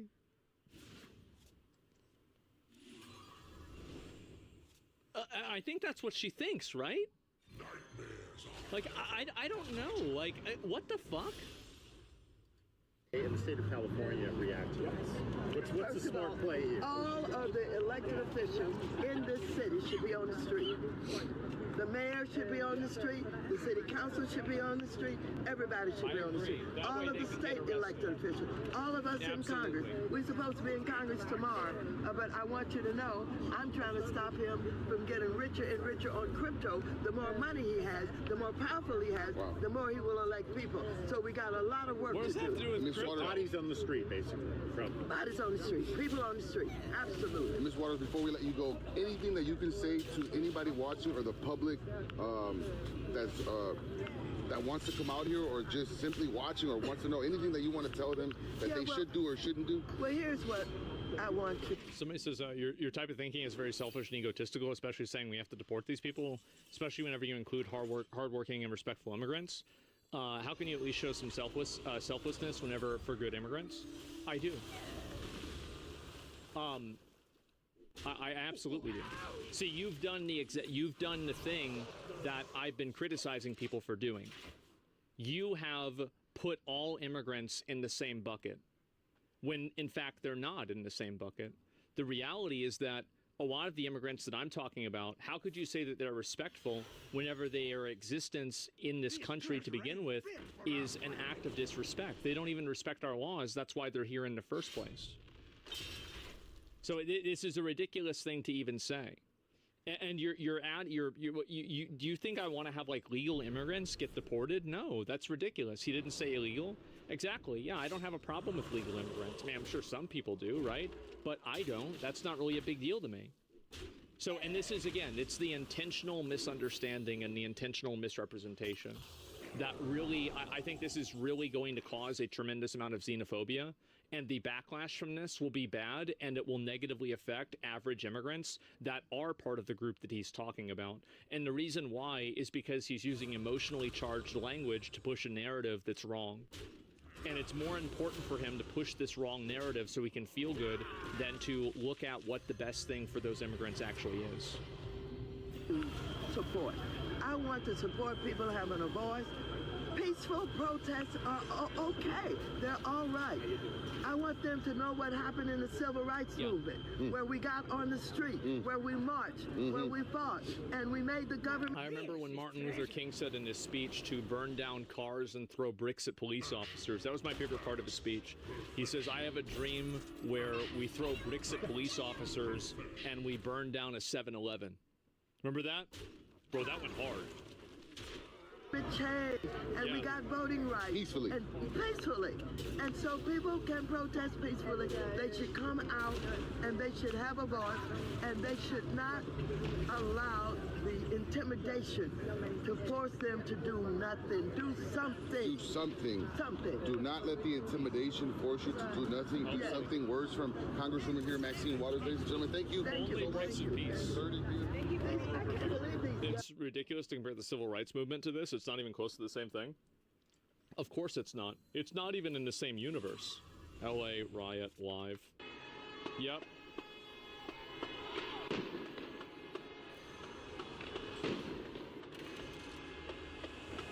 Someone said I would deport Anne Frank, which doesn't even make sense. What? How would you deport Anne? Where? To where? What the fuck? You would deport Jesus? Wait. To where?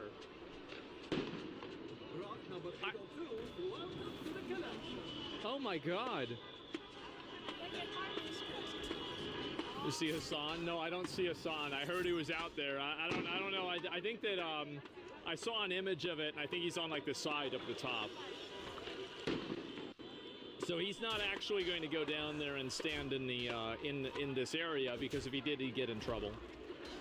Right? Like, he has no problem LARPing as a revolutionary, but actually putting it on the line, this is going to be very different, which, to be fair, he was. Well, if he was actually doing that, he should get in trouble. Like, I mean, for sure. He was, though? Yeah, I don't know. Yeah, I'd have to go and double check. He already did? Oh, I'd have to double see and see it. Yeah, I mean, in my opinion, I think all these people should just get arrested. That's really how I see it. Yeah, I mean, I don't see how like, there's no other solution to it other than that. Aren't they impeding a highway? They are. They're impeding a highway. And this causes, and this is the issue that, like, whenever you block, like, you know, like, if have you guys ever had like a really bad accident on the highway, and then it fucks up your local traffic because there's people trying to get to the highway that can't get there because of this massive fucking, like, this thing? Yeah, for sure, right? And so, like, traffic is kind of like, think of it as like a I don't know, like a nervous system or like a blood system, right? Like, it's contracting and expanding over time. And so if you stop it at one point, you cause a problem throughout the entire system. And so this will inconvenience, like, emergency vehicles. It will inconvenience all kinds of places. People are hoping badly this catches on the rest of the country, and it won't, and nobody gives a shit anymore. Well, I think that it will catch on if these people don't get arrested and held accountable. Like, that's really what the problem is. It's like there's no arrests, they're not telling people to leave. Like, this shouldn't even be happening for as long as it has been.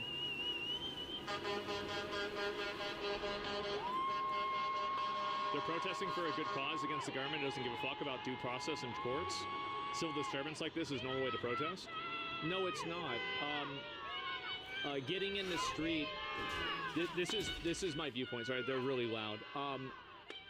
I will vote for whoever will put these people in jail. Like whatever it takes to put all of these people in jail and lock them up for like a massive period of time. That's what I want to vote for. Should they kill the protesters? No, I don't see why you would kill them. No, absolutely not. There's no reason to do that. Where's the U.S. flags? This is a protest in America. There aren't any. Yeah, this is again. Yeah, literally no. Oh, there's one. There's the U.S. flag up there. Okay, to be fair, there is one. It's not even 100 people.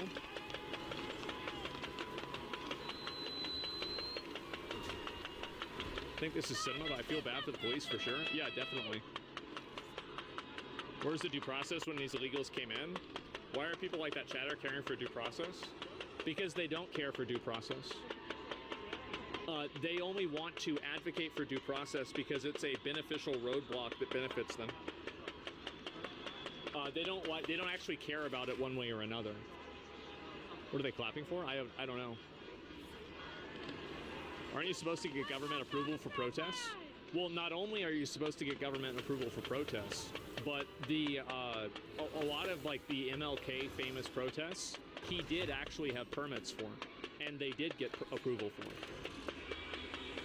How do we get to the point where 40% of LA is foreign born? Well, I have no idea. And also, again, Martin Luther King himself even said that he didn't support blocking traffic.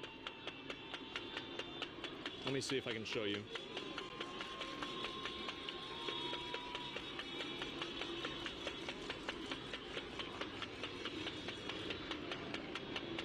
Let's see here.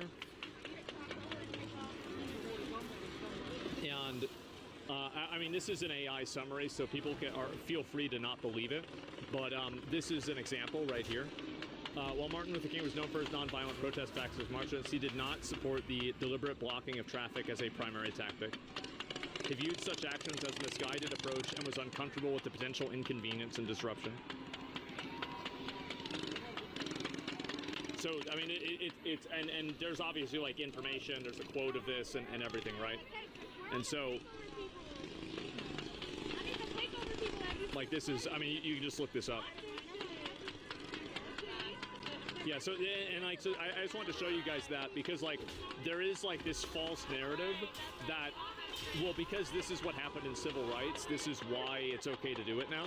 That's not even what happened in civil rights.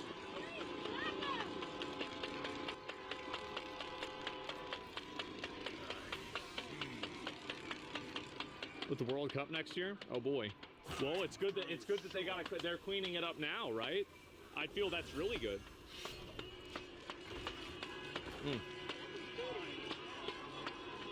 Where's the National Guard? I don't know. There's hardly any turnout. This has no movement. Well, it has enough movement for the police not to do anything about it. You were talking about the Boston Tea Party? This isn't the 1700s? Well, the difference with the Boston Tea Party is that you didn't live in a democracy.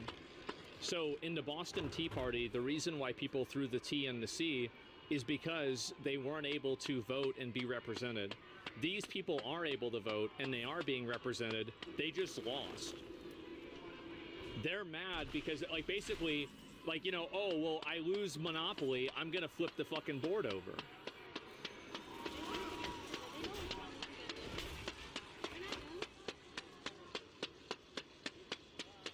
Keep it up.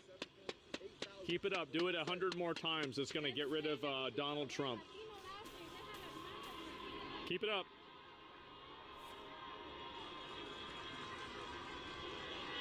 Yeah, look at them all. That's crazy. There's a second group at the ICE facility too? Yeah. Some policies can be against minorities and they have the right to protest.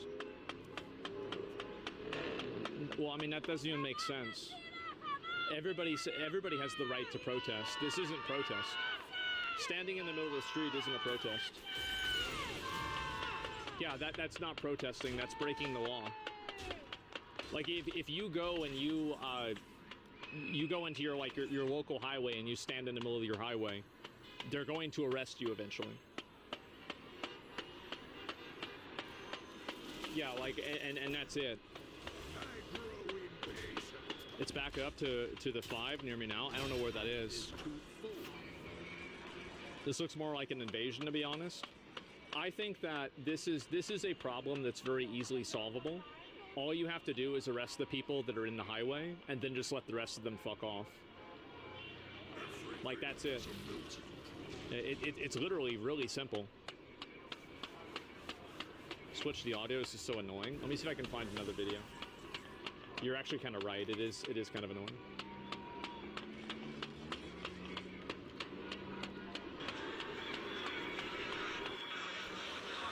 Yeah, we got another one right here. Look at them all. God damn. God damn.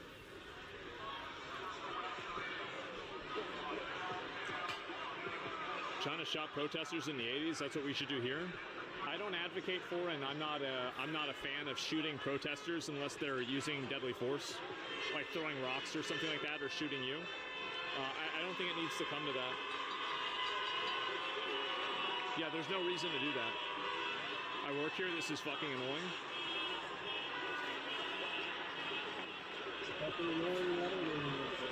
Uh-oh.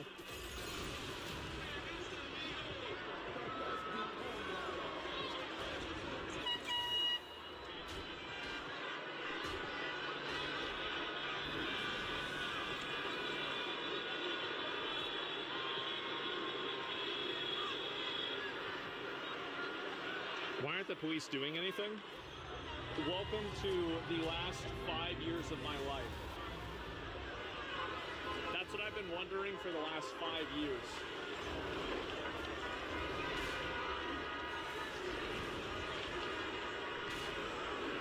It's so annoying. Yeah, it is.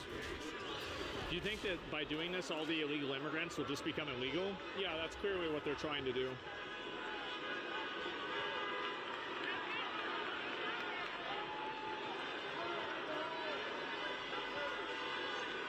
Being a Mexican American, this shit's so embarrassing. I know. Listen, like I live in Austin, Texas.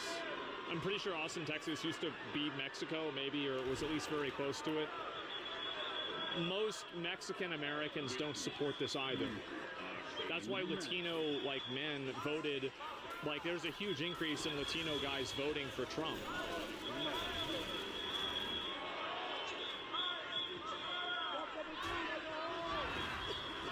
Nope. You spot a son? No, I don't see him. I don't see him. See if we can get a higher quality. No, it's as good as it gets.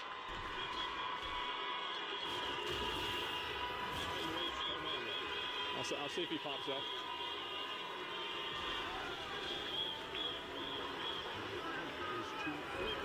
He's up to the white sign guy.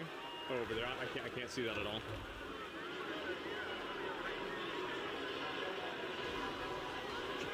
If you grow up in Texas, you spend your life around Hispanics, they're more conservative than most white Americans. Yeah, I mean, like, my experience is that they are, especially with a lot of social issues. Because a lot of them are very religious.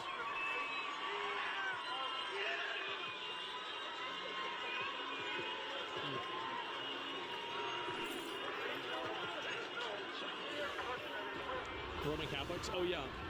Whenever we, my mom and I, more yelling. Yeah, again, not a, I think maybe that's an American flag. I don't know if it is.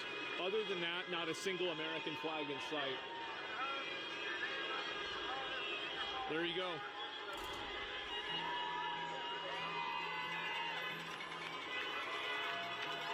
When you go down and protest to the other side instead of just talking about it? Well, because I do the thing that works. I vote for people that arrest the people that do this. I think the democratic process is a really good idea. And so, like, instead of going and standing out in the street, I just patiently wait for the ability to vote, and then I vote for people who I think will solve the problem. But you didn't vote? Yeah, and I don't really feel like, I don't feel bad about that right now. Because what I would have voted for is for somebody to come in and arrest all of them. But it didn't happen. That's my whole point.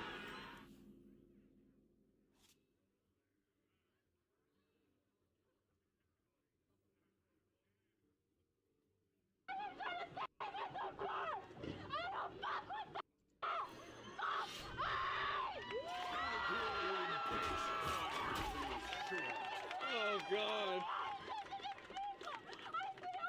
Oh, Jesus.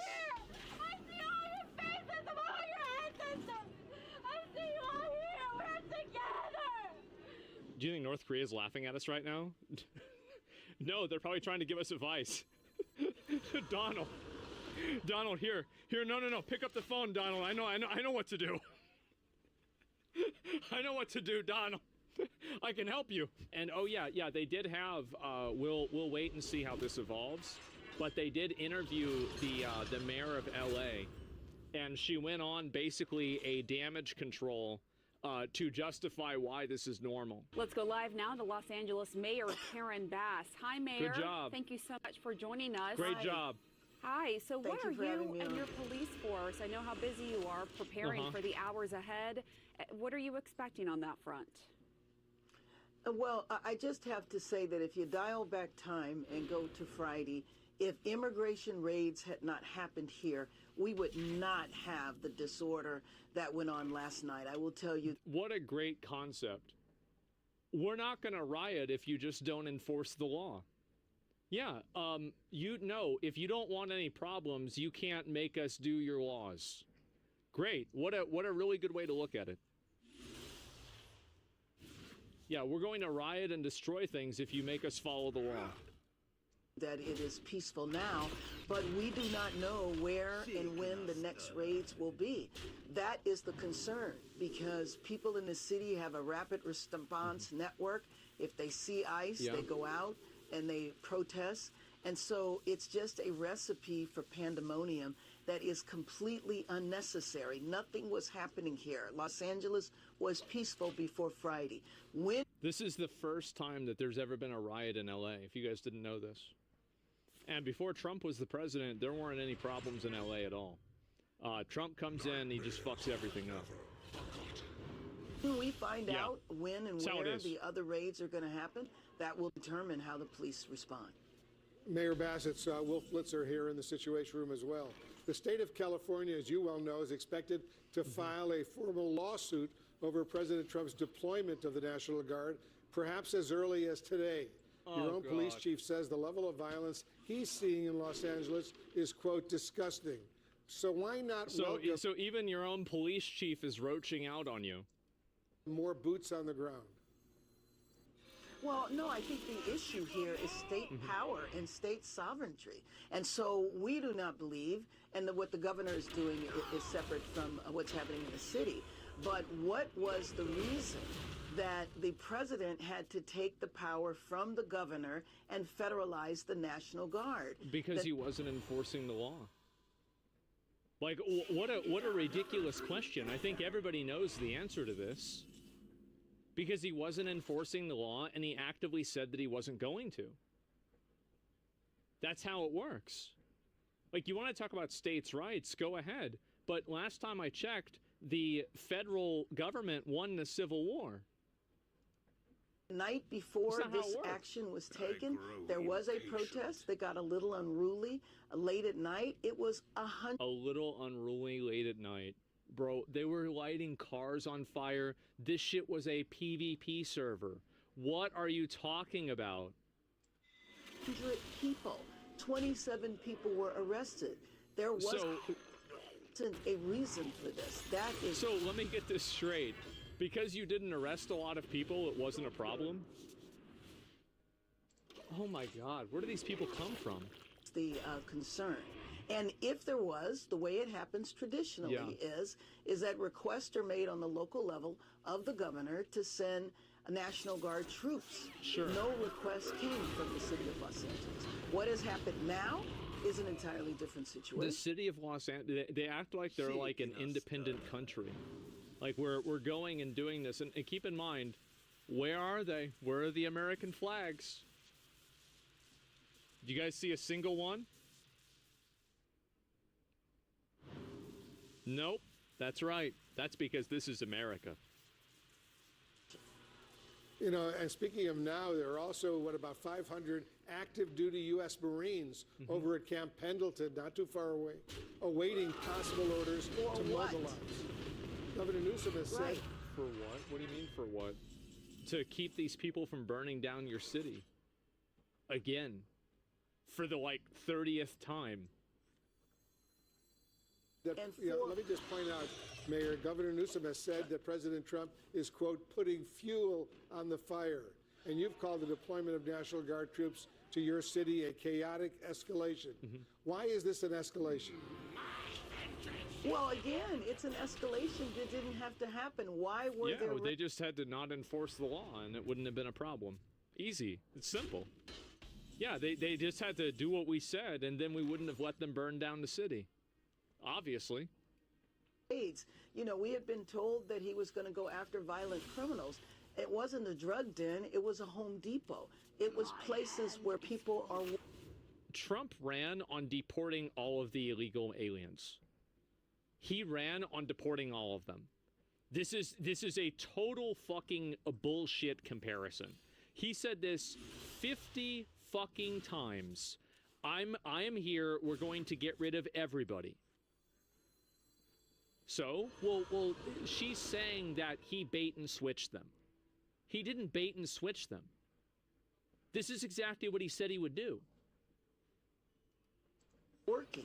So what was the point of doing this? And then knowing that in a city like Los Angeles, and we had talked about this for a long time, that has a very sophisticated, long-term immigrant rights organizations and institutions, that if these random raids were going to happen, then there was going to be the danger of a backlash. And you add... No, the thing is that, this is what I find is so funny about this, is that they think that, oh, well, there's a danger, we might just start causing a bunch of problems. No, that's not how this works.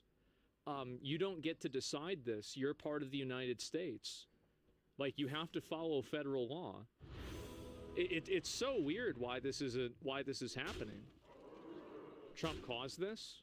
I know he caused this, and that's why I think that he should use martial law to make sure it stops happening. Because the problem really is that, and you're right, if Trump had never removed any illegals from LA, nothing bad would have happened. But you understand what you're saying, right? You're saying, well, he can't do what he was elected to do, or these people are going to riot and burn down the city. And again, this is the law, right? Following the law. There's a reason why he did that. There's a reason why he won. On to that, the National Guard, and it felt like fuel for a fire that was unnecessary. Given the point where it has escalated to, do you think the National Guard is needed now? No, I don't think the National Guard is needed now. Bro, the same frame. Shit is literally on fire. It's actually on fire. No, guys, this is fine. Needed now. Things in LA are calm. I will tell you that I'm saddened by the extent of the vandalism in the form of graffiti all through the downtown area. But it is important for people to know that even in downtown... I wonder, what about the guy indiscriminately breaking out windows in the LAPD headquarters with a skateboard? How isn't this guy this isn't an ICE protester. This is just a retard. Why isn't he in jail? This is isolated to a few streets. This is not citywide civil unrest taking place in Los Angeles. A few streets downtown, it looks horrible. You just watched it being calm, Asma, but focus on the 10-second clips, not sensationalized. Well, it's calm now, and this is what happens, right, is that things start out fine. And also, it's not entirely calm because these people are blocking traffic and they're blocking the roads. There's a form of power that they're using in order to do that. Like, I mean, people have the right to drive around and go around in the city, and if you shut down public transportation, and also, like, this is about yesterday, too. It's not even about today. So it's not sensationalized. It's just the reality. Everybody watched it happen. It's obvious what's going on. People committed crimes. Yeah, they're like throwing bricks at police officers. I mean, absolutely unacceptable. And those people that set cars on fire or did other forms of vandalism will be sought to be arrested and prosecuted. This is not the way to promote a cause like immigrant rights. All right, I want to play some sound. It's not immigrant rights. And this is, see, they keep doing this. Have you guys noticed this? This is going to be the leading cause of xenophobia in America in probably already is, to be honest with you. But like, it's going to just keep getting worse. Is that the intentional and deliberate conflation of illegal and legal immigrants. Them doing this is extremely dangerous. And it puts a lot of like legal immigrants that actually have gone through the system or have come to the country through the proper channels. It puts them in the crosshairs of a bunch of angry people that are mad that they're being lied to. Asians are illegal too. I mean, I'm sure some of them are, right? I mean, but like, it's a matter of like what somebody is. Somebody could be white and illegal. That's not an issue. Yeah, and let's see here, immigrant and illegal is so different, and it's very dangerous, you're right. Yeah, and I think that this is the problem, and this is what I think is going to be the result of this. I think that people on social media are going to throw the baby out with the bathwater, and you're going to have levels of protectionist, isolationist, xenophobic rhetoric that we haven't seen for years, like at least in our lifetimes, maybe since September 11th. But like that was only about like one group of people. I think in general that's what's going to happen. And the reason why is that when people hear that all immigrants are like this, they're going to start using that language too. That's what they want? Well, I mean, they're going to get that. That's what's going to happen. I'm just telling you right now, like that's what it's going to be. And as I said, it already did start happening with the H-1B visa thing. Because that was a form of legal immigration, and people are still against that. And it's because of language like this that it's happened. From Police Chief Jim McDonnell, let's listen. This violence that I've seen is disgusting. It's escalated now since the beginning of this incident. What we saw the first night was bad. What we've seen subsequent to that is getting increasingly worse and more violent. Tonight we had individuals out there shooting commercial-grade fireworks at our officers. That can kill you. And we have adapted our tactics to be able to have a chance to be able to take these people into custody and to be able to hold them accountable. We are overwhelmed as far as the number of people out there engaged in this type of activity. So, you know, you had officers injured. We also heard... Retards in chat love to fuck our First Amendment right to protest. Hate the history. You're not protesting by throwing bricks at people and breaking windows. Like, nobody is against protesting legally. But the problem is that the people are not doing that, and they actively don't want to do that. You need to understand that the goal of these protests is to terrorize people and to make them afraid of speaking out and pushing back against it. That's why, for example, you had like 20 people that like went and like collectively attacked and bullied that one woman who was disagreeing with them. They don't hate the police. They want to be the police. This entire premise that this is about free speech, it's absolutely not. And if it were up to them, you wouldn't be able to say anything. So this entire, like the content, like, don't fall for this bullshit. It's 100% what it is. Police Chief McDonnell talk about officers being targeted with Molotov cocktails, fireworks, rocks, other projectiles. He has also said that, you know, he's overwhelmed by the number of protesters. What are you doing as mayor to make sure your police force has what it needs right now? Well, first of all, I'm completely in sync with the police chief. And let me just add that some people might think because they don't get arrested right on the spot, that they've gotten away with something. And the message that I would send, well, because usually they do. That's the reason why. Is that there's tons of videotape, and people who didn't get arrested today for committing violent acts surely don't plan on the fact that you get off, because you can be. I would plan on it. Arrested in the next few days and next few weeks. So it is completely unacceptable, and those people that commit crimes will be arrested and prosecuted. I am completely in alignment with that. I know that when help is needed, that the police chief will call on that help, mutual aid from other cities or from the sheriff's department when that is needed. But I hope that it is not needed anymore. The raids should stop, especially on people's workplaces. What do you mean? So they should just stop enforcing the federal law?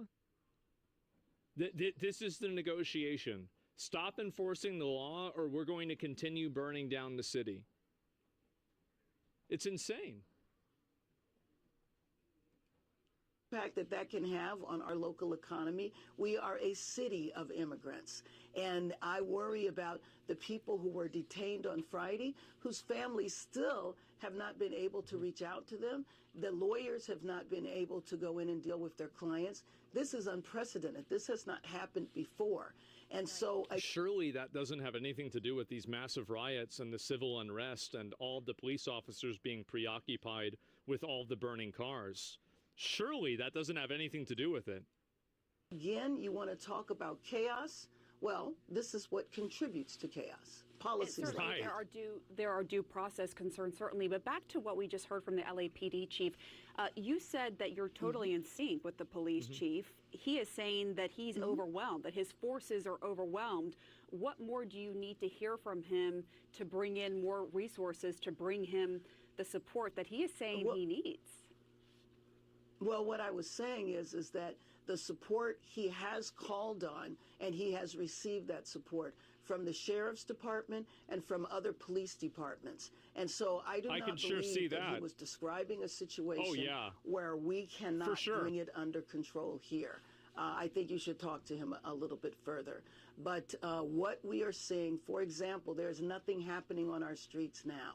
On Saturday, I love the fact that they're interviewing her with this, and there's the footage of these people spraying pepper spray, and there's officers fighting back, and there's all this shit happening literally right next to her. Saturday, when this decision was being contemplated, there was nothing happening on our streets. As I mentioned, well, they're doing it on purpose. There was a protest that got out of hand. It was a protest of 100 people. None of that warrants federal intervention, and that's my point. Well, if it's a protest of 100 people, then why can't you just arrest them whenever they're committing crime?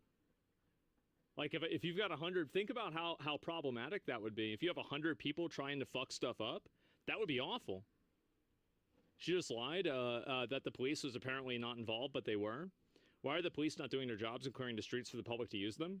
Well, because the police listen to the government, and the government's telling them not to do that. That's the reason why. Right, but you also acknowledge that you don't know if there's going to be other immigration raids in the city. Right. Of course so, not. I mean, that raises the question, what are you doing to prepare for that potential scenario? There could be more violence ahead. Well, you know what? It's a very difficult thing to plan. We have 88 cities in our county. The raids could take place anywhere. They don't have to take place in Los Angeles. For example, the unrest that you saw on Saturday was happening in an adjacent city. It wasn't. See, it's always the language. Whether it's saying immigrant instead of illegal alien, or even illegal immigrant, not drawing any distinction, calling it unrest. It's always the language that these people use in order to lie. Los Angeles. It was the city of Paramount. So it's very difficult to prepare for something when you have absolutely no idea when and where it's going to take place. What you're saying is true about the Trump administration. They want you to fear speaking out against them. The way he's running the country and walking all over the Constitution is causing this. Last time I checked, I mean, like, deporting illegal aliens isn't against the Constitution. I'm pretty sure that's actually that's actually the law. Like, I mean, Trump is going too far by deporting illegal aliens? I don't think so. You know, Mayor, the I Trump don't know about border that. czar, Tom Homan, has now walked back some comments suggesting that you or Governor Newsom, for that matter, could face arrest if you obstruct federal authorities. How do you respond to Homan, and do you have any concerns potentially about being arrested? No, I'm not concerned about being arrested, and I can't imagine an opportunity. I can't imagine a situation where I am going to interfere with federal agents. So it was something that was inappropriate to say. And what I am going to focus on is bringing our city together. We cannot allow ourselves to be divided. We are an international city, the diaspora from just about every country in the world. An international city, for sure. Lives here. And so this is a time to stand together. And it's also a time to appeal to the administration. Please dial this back. This was not necessary. It has. I think they need to dial it up. I think this is the problem, is that they let these people run wild, and what happens is that when these people feel like they're able to get like a small win, it emboldens them to keep going. And I think that really, like, I think that they just need to completely fucking like stomp this shit out. Like that's actually my opinion. Totally stomp this shit out. Like, bring in the military, bring in the National Guard, fucking martial law, curfews, arrest all of these people, make the little camps where you can hold them in, do the entire fucking thing. And you can stop this very, very fast. And if anybody is throwing rocks or anything like that, I think use deadly force against them. Like, if you're using rocks and you are using deadly force against police officers or the National Guard, I think they should be authorized to use deadly force back against you. Now, I don't support shooting anybody for a non-deadly reason, obviously. But if you're using deadly force and you're trying to actually hurt somebody, something needs to happen. Bro, wild take? That's not a wild take at all. These are citizens. These are people. These are real people that are wearing these outfits. You don't have the right to put their lives at risk by throwing deadly objects at them. You don't have the right to do that. That's just not how it works. Yeah, did that back in the right. You're talking about starting a civil war, right? No, I don't think so at all. I think most people support this. I think they absolutely do. Created a sense of fear. Yeah, and this is the problem, is that this is the one-sided compassion that I think a lot of these people have, is that they have all this compassion for these illegal aliens, but they don't have any compassion for the police officers that get bricks thrown at them and get pepper sprayed and hit and hurt and yelled at and everything. And getting yelled doesn't really matter, but like, I mean, you have these people that are like enduring a lot of like physical damage and they're getting hurt, and there's no sympathy for them at all, because these are acceptable targets. And so it's the dehumanization of a group of people based off of, like, again, the fact that they're trying to uphold the law. That's what's happening here. No sympathy for Lake and Riley others? No. And this is the problem, is that there's no sympathy for any of the people that are negatively affected by this. There's only the sympathy for the people that are breaking the law and doing things that are wrong. Too big of a roundup would look like a Holocaust? Absolutely not. I mean, like, it's not like, there's like a few hundred people that are doing this. And if you did this, if you arrested like maybe, let's say, like 200 people in a day, there probably would be less people out there the next day. Especially if you kept doing it day after day. Because eventually you're going to have, and especially if you charge these people with actual crimes, which I think that they are committing crimes. Because like at the very core of this, I don't want anybody to go to jail for something that they're not doing. But these people are actively breaking the law, and they're actively destroying property. They are, fucking like making the government and like the police not able to do their job. They're stealing things. They're doing all kinds of stuff. So I'm not saying to put people in jail for protesting. That's ridiculous. But whenever you're throwing bricks at police officers, you're breaking in and looting stores, you're setting things on fire, you are obstructing police from being able to do their job, you're standing in front of cars, you're throwing things at them in general, and you're standing in the street and blocking traffic. Like, these are all illegal things that you shouldn't be able to do. So I'm not advocating for any sort of crazy police state or jailing protesters. I'm advocating for the rule of law so people can live in a safe society. Because I know what the result of this is going to be. And this is what's going to eventually happen. You're going to have more Kyle Rittenhouse situations, where you're going to have people that are counter-protesters that are going to come out to these riots and start shooting them. That's what's going to happen. Job's done. And it's the same with driving through them with a car or something like that. And when that happens, then it's chaos. Then it's really, really bad. Because like now, like what do you do after that? It's the escalation. Why aren't they there yet then? Well, because it just hasn't gotten that bad yet. I think that's the reason why. And so as soon as you start having that happen, and then you have both sides that are using violence against each other, you want to talk about a civil war, that's how to let a civil war start happening. Which, by the way, I don't think that we're anywhere near that. How does he just draw all? That's what's happening? Yeah, of course. Almost happened yesterday with that van. Yeah, and you're inventing clear black and white situation in real life are not straightforward. I mean, you don't even use proper English. I mean, I don't think you even know what you're saying. It is black and white. There are no bricks of peace. Stealing and burning down, like there's never a time where burning down a car or burning a car that you don't own in a public space in the middle of the road is okay. It's never okay. And so that's the issue. The majority of people voted for this. And yes, and this is also, like, again, going back to what I said initially, this is something that people democratically voted for. And you can see a majority support, not even a plurality, but a majority support on these mass deportations. So these are people who are trying to, you know, like, again, they do not respect the results of the election. They don't care about that. They're pushing for this, even though people don't want that. What are states' rights? States have certain rights, but the majority of the rights and the ability to uphold federal law is mandatory. And also, if states want to have rights, the fact is also states have a lot of privileges that they get. They get a lot of privileges from the federal government. And without those privileges, many of these states would not exist.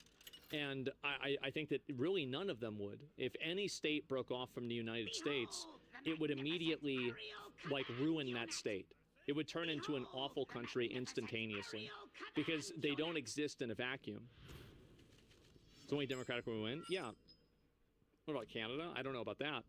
Someone said deportation is illegal, brain dead liberals. Yeah, people are going crazy and thinking they're justified. They flopped hard for controlling the issue. I think it's National Guard left right now. I'm more of a states' rights person, but we already fought a civil war over this. Federal government supersedes all. It is what it is. Defying it, you'll end up like the Confederacy. Exactly. Right? Like, these people are literally advocating for another Confederacy. And again, like, I'm not advocating for anybody to go to jail for protesting, but when you're breaking the law, that's not protesting. And that's the big issue that these people have.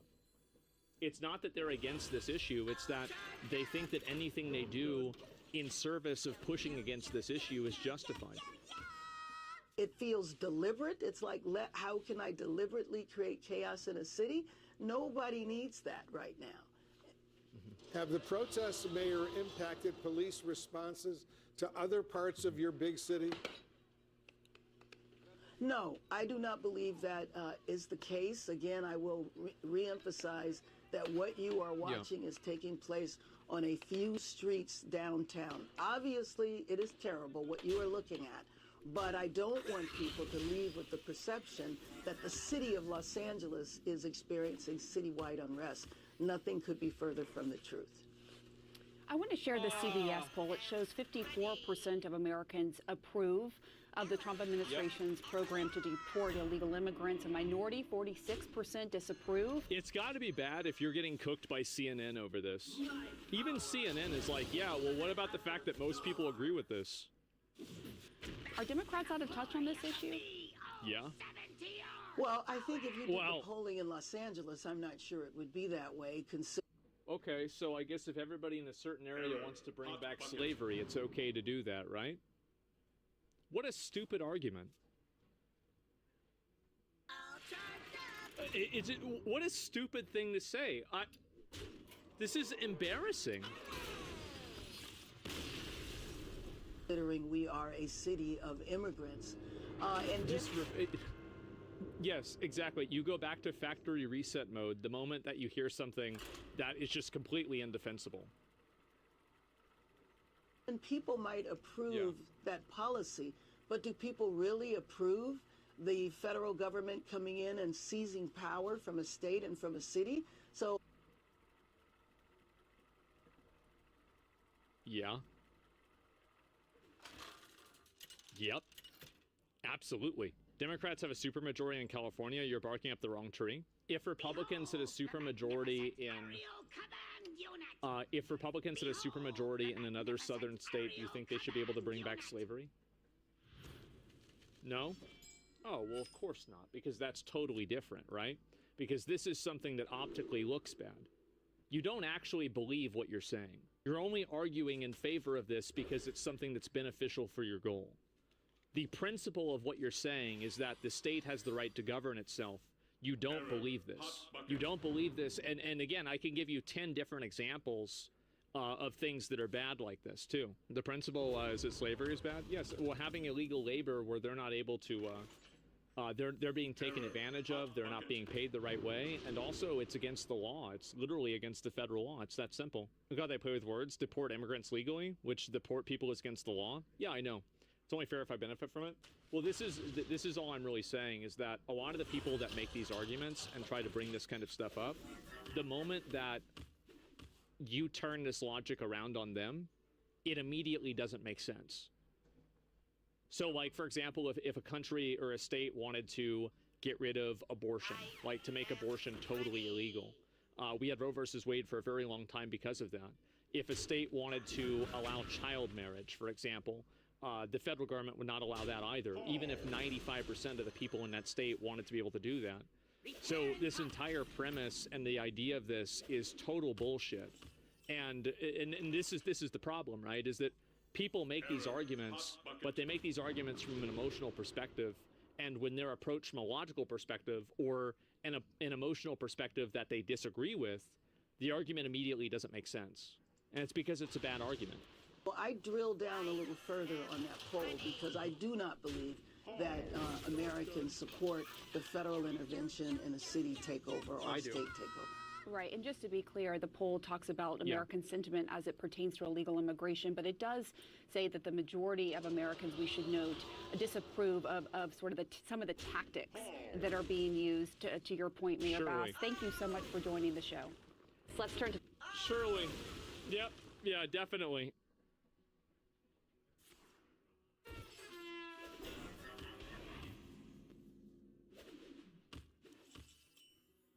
Yeah, because the Xbox showcase apparently was really, really good. 1 and 2 and 3 and 4 and Xbox Game Studios, all right.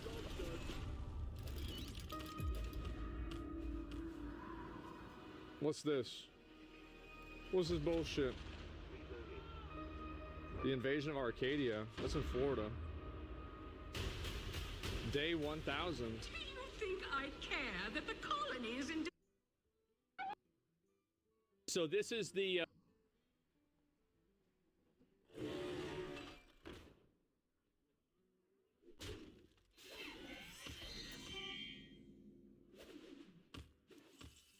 This is getting really bad. You're looking at live pictures out of Paramount, California, where protesters have been clashing with police all day outside a Home Depot. It is still unconfirmed whether immigration officials were conducting an ICE raid, but several ICE vehicles have sustained damages, and multiple protesters have now been arrested for an assault on a federal agent. That's a good start. Yeah, that's a great start. Follows a night of riots in Los Angeles following multiple ICE raids in the city. Hi, everyone. I'm Joe Concha, along with Lydia Hu, Alicia Acuna, and Guy Benson. The big story tonight. Tear gas has filled the air as protesters clashed with police last night in Los Angeles. At least 45 people were arrested last night. That's way too little. Like, there's got to be hundreds of them doing crazy shit like this. Like, you only arrest 45 people. What the fuck is going on?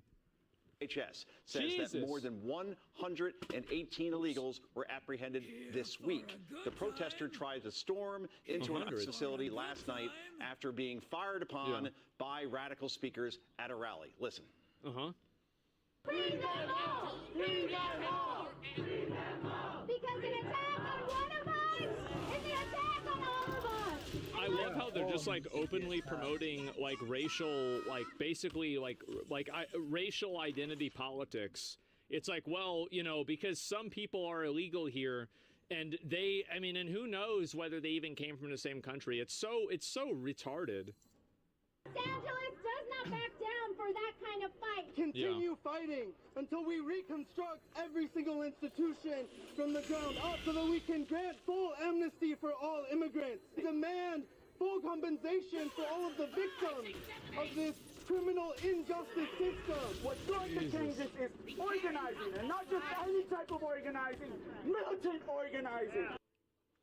I mean, if you're gonna make an accusation and like call for people to like militantly organize, and then they do, I feel like at a certain point you've got to be accountable for that, right? That this is like inciting a riot or some sort of like, I mean, there's got to be some level of accountability here, doesn't there? I mean, come on.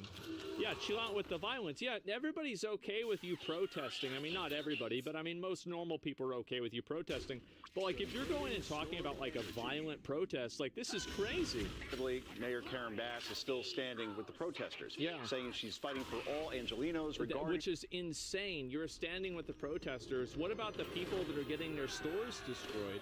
And this is the problem that I see with this. I'm going to be skipping around because I've seen some videos here. Like, this is absolutely not, I mean, these are not protesters. These are rioters.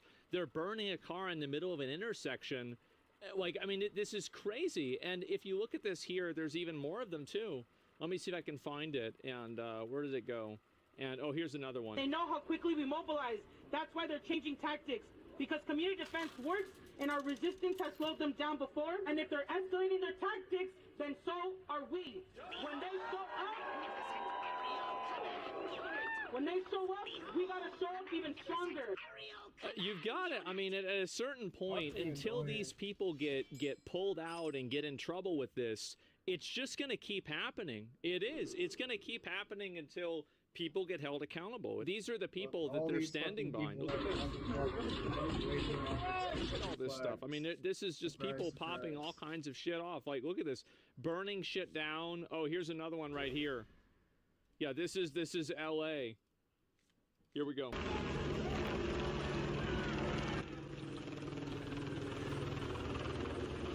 Look, they're setting shit on fire. Like, what is this? Like, a mostly peaceful fire?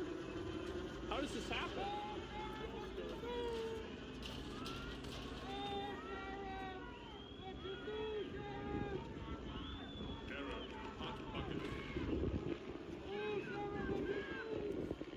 Yeah, I'm sure this is good for everybody, right? Definitely great. Yeah, and so you have mostly peaceful fires being started. Apparently the wildfires weren't enough for them, and they started doing even more of these. Obviously, of course, burning American flags. This goes without saying. Yep. That's great. Yeah, for sure. And again, I don't care if somebody wants to burn the American flag. Do whatever the hell you want. But you can't do it in the middle of the fucking street. What is this? Deport them? No, the problem is that you need to get arrested for starting a fucking fire in the middle of the goddamn street. It's insane. And so anyway, you've got this stuff going on. And, oh, this is another one. This is so fucking funny. Here we go. The ICE wanted them to get arrested. Well, actually, let me go back. We'll watch the rest of this. I just wanted you to see that whenever she's talking about defending these protesters, these are people that are breaking into businesses. They are destroying property. They are lighting random cars on fire. They are stealing things. They're vandalizing the entire place. They're throwing bricks at police officers, throwing bricks at random cars. This is in no way, shape, or form is this peaceful at all. It's crazy. No, you don't understand the historical context. Yeah, for sure, man. The historical context of throwing a brick at somebody. Regardless, of immigration status, and doubling down that LA is a city of migrants, leaving out the illegal part.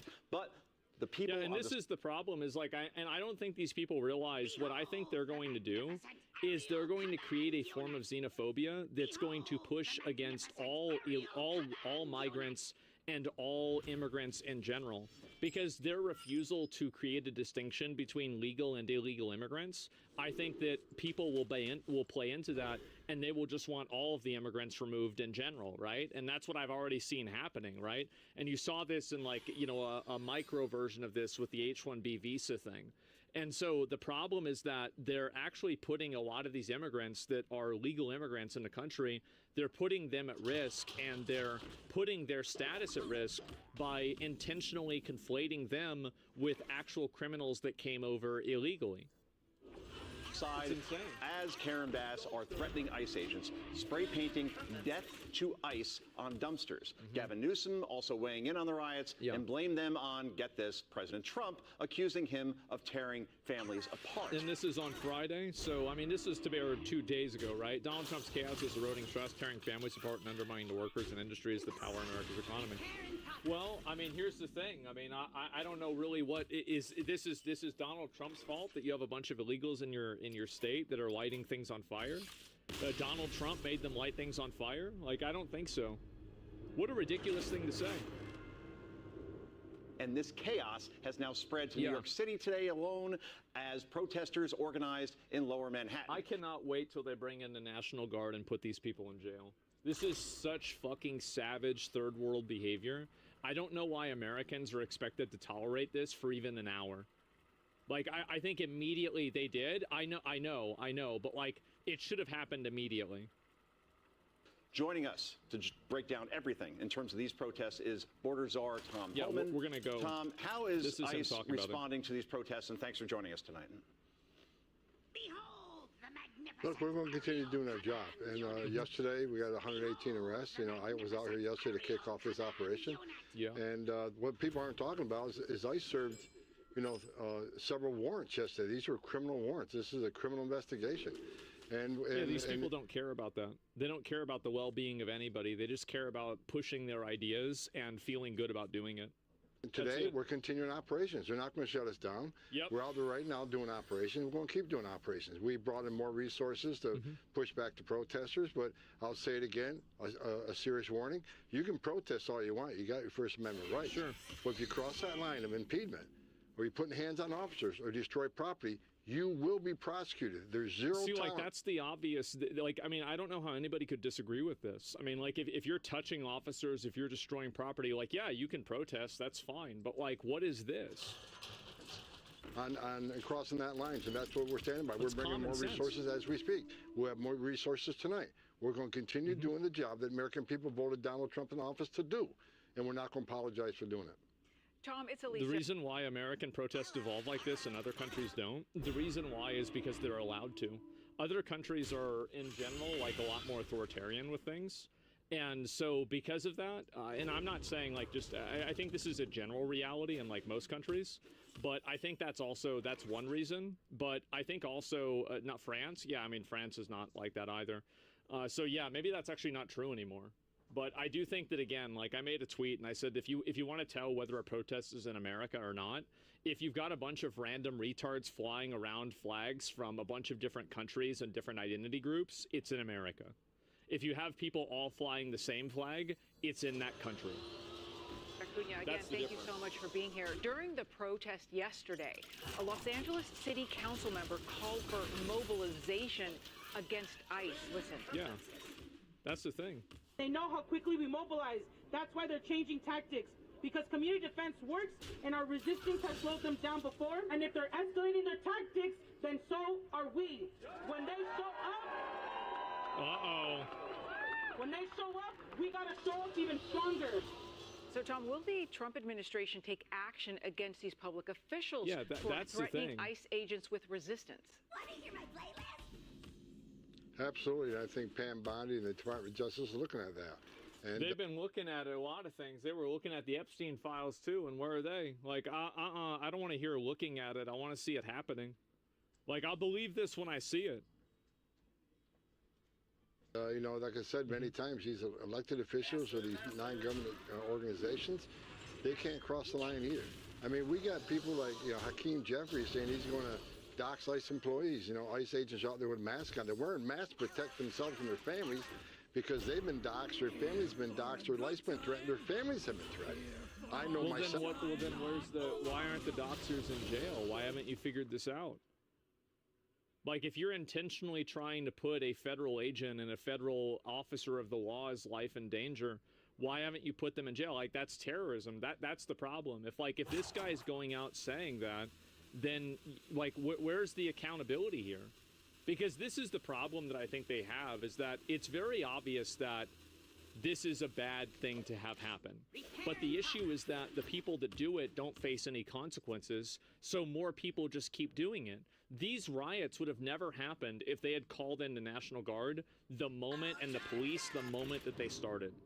But because they didn't do that and they let it escalate to this now, and the ultimate consequence of this is that everybody is paying like, this is all your tax money. Like, if you're an American, your tax money is getting pissed away at this bullshit because they couldn't stop it from escalating. And the way you stop it from escalating is immediately identifying the problem and solving it. But they're afraid to do that, or they refuse to do that, and then it escalates, and now everybody's spending more money and time. It's very frustrating to see. I've had over 1,000 protesters in my house. I expect that as a border. This is what the majority of California wants. Let them be. That's fine. But then I don't want my taxes going to them. And I think that we should treat them as a foreign nation. Like, if you want to go down that route, that's fine. But, like, then okay, let's go down that route. The fact is that California, like, I mean, it's a state. It's not its own country. Like, we fought a whole civil war over this. Like, do we really have to go back to 1965 to refigure the same things out again? I don't think that we need to. But these men and women are putting their lives online every day. They arrested a lot of bad people yesterday and today. They arrested. Well, your taxes don't go to California; theirs go to you. What happens when California gets attacked? What happens if China attacks California? What happens if Russia attacks California?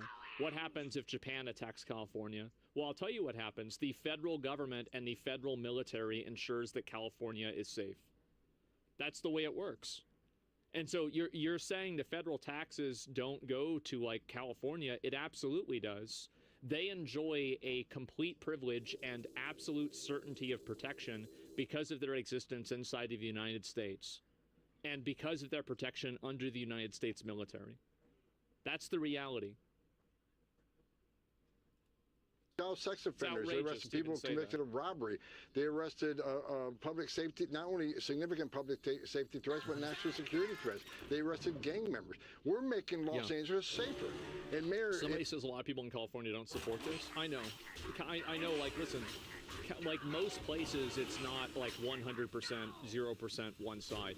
I get that there's a lot of Californians that think this is fucking ridiculous too, and I get it. It sucks, and I think that everybody can commiserate with you.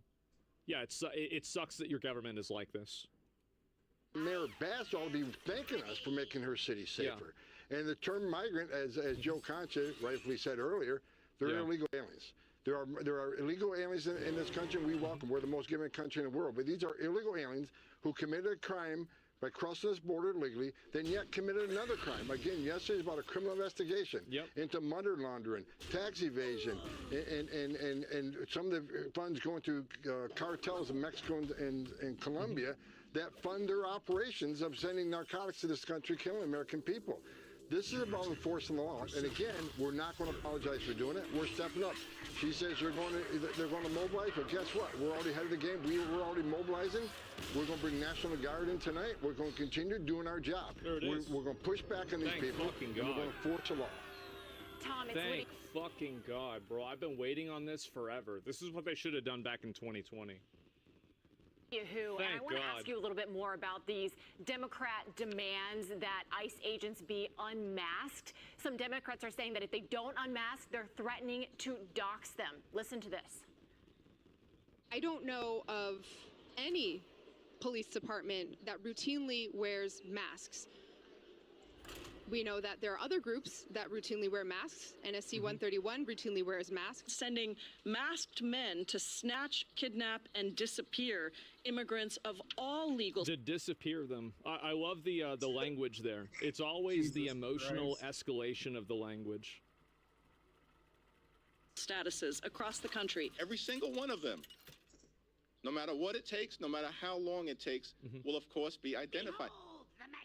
Tom, I wonder if you can speak to that a little bit. Explain to us more, help everyone understand the threat that our ICE agents are facing by just doing their job, why they need to wear these masks. Well, this is the way they operate. They operate under fear and terrorism.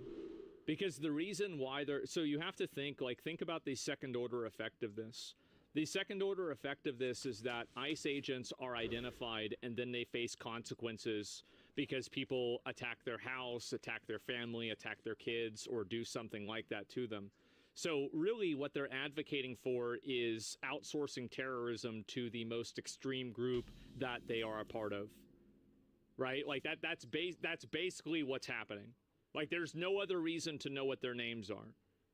It's straight up terrorism. It is. And I think that really, I mean, in my opinion, if these people are releasing the names of the ICE agents, I think try them for terrorism. I think do it. Like, and especially if they're public officials. Because, I mean, I don't know about you guys, but I'm really tired of public officials doing things that they shouldn't be allowed to do and getting away with it. I think we need to bring back a higher degree of accountability. I'm so sick of this. Treason, not terrorism. If you want to, if you think you can charge them for that, I would be in favor of it, but I don't think you can. But I mean, I could be wrong. But either way, like, yeah, somebody's got to do it. Yeah, somebody has to do this because, and this isn't also like, this isn't really just a Democrat thing. Republicans do this too. And I just think in a general sense, I think that the public is fatigued from having a bunch of these like politicians and these people who are community leaders who openly break the law, who openly defy federal officers, who openly vandalize things, advocate for violence, and do this stuff. And there's seemingly no consequence for it at all. There's no consequence. Nothing ever happens to them. And like they can come up on Fox News and talk a big talk. That's nice. When are you going to arrest these people? When are these people going to actually go to jail? Because if you do that, that's what's really going to matter. Fatigued, coded language, thank you. Yeah, I think people are completely fatigued from it. They are. It's exhausting. You saw Trump and his actual felonies? Sure, yeah. I mean, I think Trump should be held accountable for anything bad that he does. Absolutely. This isn't, and this is the problem, right? But like, no, and also, by the way, I think that advocating for attacking and putting the lives in danger of federal employees in real time is more pressing than some sort of tax reporting, some accounting bullshit. Like, I'm sorry, but you're not going to try to like you're not going to make this false equivalence that, you know, him reporting his taxes in some bullshit way, which by the way isn't good either. He should still get in trouble for that. This is in any way, shape, or form equivalent to openly doxing federal agents and opening them up for violence against them and their families. This is a complete false equivalence. It's not even remotely comparable. Also, what actions need to be taken against But I agree Democrats with you in who principle. mandate that they be unmasked? You're being totally dishonest. What would happen if they do dox them and at least publish their identities? What happens? What happens, Tom? Look, it's incredible. We're at a place where the guys, the men and women who enforce law, they're the bad guys, and the ones who break the law are the victims. You kidding me? How can they say anything about BLM? They're out there. They wear a mask. How about the protesters? He's completely right. Yeah, he had no problem. They had no problem with mass protesters doing this. They were never complaining about masks whenever it was protesters for Palestine destroying property and shutting down college campuses. Now it's an issue because it's you know, the officers doing it. Antifa's always they were protesting against Israel and the Jewish students. They were wearing masks. I didn't hear a word about that for these protesters wearing masks. And this is another really important thing to keep in mind is that almost all of the people that are advocates for this are simply advocating for it under a power principle. There isn't really there is no like guiding moral philosophy of this. There's no ethical foundation for this. There's a very simple, I want to control you and tell you what to do. So I'm going to advocate for this whenever it's in my best interest, and I'm going to advocate for the exact same thing. I'm going to advocate against it whenever it's not in my best interest. There's no principle to this at all. And it's important to keep that in mind because then you know the rules of engagement with people that are like this. These agents are wearing masks for one reason, because the assault on ICE officers is up over 400%. The assault on ICE officers. They're being doxxed across the country. And their families are being attacked. Their families are being doxxed. Their families are being threatened. And I certainly understand it. I have a lot of death threats. I've been doxxed. My family's been doxxed. I understand it. But they're wearing masks for one reason only: protect themselves and their families. They're doing it. Yeah, they are. And that's the reason, by the way, there is no other reason to post a person's full name and address other than to open that person up for effectively being attacked. Like, that's effectively what you're doing. There's no other reason to do it. And it's not, and here's also the thing, too, is that most people don't live alone, or at least in a lot of cases they don't. So you're doing crazy AoE damage with this. Cartels don't fuck around. Well, it's not even about cartels. Like, I'm just saying, like, these are just, like, average American citizens, you know? That's it. And so, like, doxing is like casting weakness. Yeah, it is. Well, it's like more like casting Hunter's Mark. If you have to, if you want to get into a WoW term, that's where I would put it. But either way, it should be attempted murder. I think that it should be endangerment, or it should be something, right? But, like, it should be treated as, in my opinion, I think doxing, the goal of doxing is to terrorize somebody. That is the purpose and the goal of doxing. It's to make them afraid of for their life, and it's to make them worried that somebody else would hurt them. That is absolutely what they're doing. Call it what it is. That's it. Just call it what it, like, I mean, it's really, it's it. It should be a felony. It should be, yes. Dangerous job. This is already a dangerous job. They got to wear a gun. They got to wear a Kevlar vest every day because they're doing a dangerous job every day. While the rest of these people, like Hakeem Jeffries, is sleeping in his bed at night at 3 a.m., nice and comfortably and safe, there's men and women of ICE on the street doing surveillance on significant public safety threats. Really bad characters and national security threats. They're taking it on every day. The men and women in Border Patrol standing on a dirt trail every night at 3 a.m. taking on the bad guy. So this is another threat against ICE agents. And it's to silence people in the future through fear. Well, that's the goal of terrorism. The goal of terrorism is to do something that is disproportionate and scary. That way, it makes other people afraid of doing the same thing and pushing out against it, right? So, like, for example, like, you have people that do this on Twitter where, you know, somebody says something that's like off, you know, like politically off, they immediately get pilloried, right? They get attacked by everybody. And so that's it. That's how terror works. Yeah, exactly. You're discussing an authoritarian government. Well, yeah, I mean, I would want to have criminals feel afraid. I would want them to be afraid. But the issue is that, and this is the problem, the reason why you call it vigilante justice is because it's not actual justice, or you could just call it justice. It's a form of it, but it's certainly not accurate. And we're asking the Department of Justice to look at these statements and see if there's something we can do. When do you cross that line on threatening ICE officers? And here's the problem. You know, you got all these people now attacking ICE. You saw they're writing death to ICE agents. ICE agents been threatened. Their families been threatened. And you got members of Congress. You got some judges out there that compare ICE to the KKK, ICE to the Nazis. You got city. I mean, like, that's stupid to do, but, like, that's small potatoes compared to actual doxing. Like, actual doxing, like, that's stupid, but, like, I don't like calling ICE Nazis. I don't want somebody to go to jail for that. Doxing somebody, posting their home address, I do want them to go to jail for that. Absolutely. Council people saying ICE are terrorists. They're feeding the hatred. And here's my concern. I've been doing this a long time. It's a matter of time before ICE takes a life or an ICE agent loses their life. Apparently, Tom was watching the stream yesterday before he went live on Fox. This is exactly what I said. This is a pressure cooker. And the longer that you let it go, the higher the probability is that there's going to be a pop-off situation. The rhetoric is at an all-time high and is being fed by people who should be more responsible. Elected officials especially, who keep firing up this rhetoric. I'm telling you, it's coming. There's going to be a tragedy because they keep throwing gas on this flame. Yeah, of course. I mean, eventually it will happen. And when it does happen, you're not hearing what he's saying. He's saying congressmen call ICE agents Nazis, which incentivize the crowd.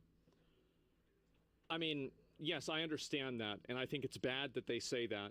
But I'm just giving you, like, I think that's freedom of speech, even though I fucking hate it. Like, I think it's massively irresponsible, and you should never get voted for again if you ever say that. But I still do have a principled stance that I think that is freedom of speech, even though I think it's awful. He's not saying to ban it. Yeah, that's my viewpoint on it, right? But they are pushing rhetoric. Like, I understand that it's not a big difference, and we are getting in the weeds with this. But if you want to ask me my opinion, that's what my opinion is.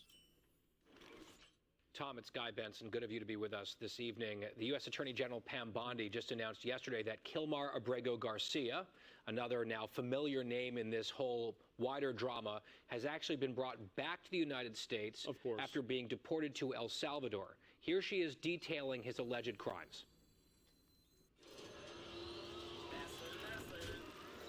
Garcia has played a significant role in an alien smuggling ring. Who could have guessed? They found this was his full-time job. Wow. Not a contractor. Thousands of illegal aliens were smuggled. This defendant trafficked firearms and narcotics throughout our country. And Tom, by the way, this was like it was like a 4 or 5 minute video, I think. Might have been 3. I don't know if it got cut whenever I watched it. Like, that was only like a few things. Like, there were a bunch of other things that he did too. Democrats love this guy? Yeah. In spite of these details, some Democrats are still on the bandwagon here, it seems. Watch this. The Trump administration and all his cronies who should apologize to the country for putting us through this unnecessary situation, and to Abrego Garcia for putting him through the situation. Otherwise, he has a status which is withhold deportation. Now they're trying to act like he's some kind of drug lord or, human trafficker. Yeah, that's about right. Yeah. So, Tom, I posted this image on X yesterday showing how some in the liberal media just insist on calling him the Maryland man or the Maryland. Well, it's intentional dishonesty, and that's the problem, right? I mean, and also pedophile. Yeah, there was something with an underage person as well. I don't know if that was confirmed or not, but yeah, there was something. And father, there's a big exception there on your screen, which is Fox News. And as you just heard in that montage, Senator Chris Van Hollen of Maryland, the big cheerleader for this man in Congress, went on national television, if CNN qualifies, and said that the President of the United States should apologize to Kilmar Abrego Garcia. What's your reaction to that? Van Hollen's an embarrassment to the halls of Congress. He went over and coddled an MS-13 gang member. You're right. A designated terrorist, a wife beater, and a public safety threat. And as we continue to do the investigation, now he's a human trafficker who trafficked not just guns and weapons. It's like an onion, and it just keeps getting worse. There's so many more layers to it. Oh, well, wait a minute. Okay, he's part of MS-13. Oh, well, he also beats his wife. Wait a minute. He's also trafficking people? Wait, what's this thing that he had with an underage girl? Wait, what is this? Oh, there's drugs too. Wow. Trafficking. That's crazy. So he's going to pay.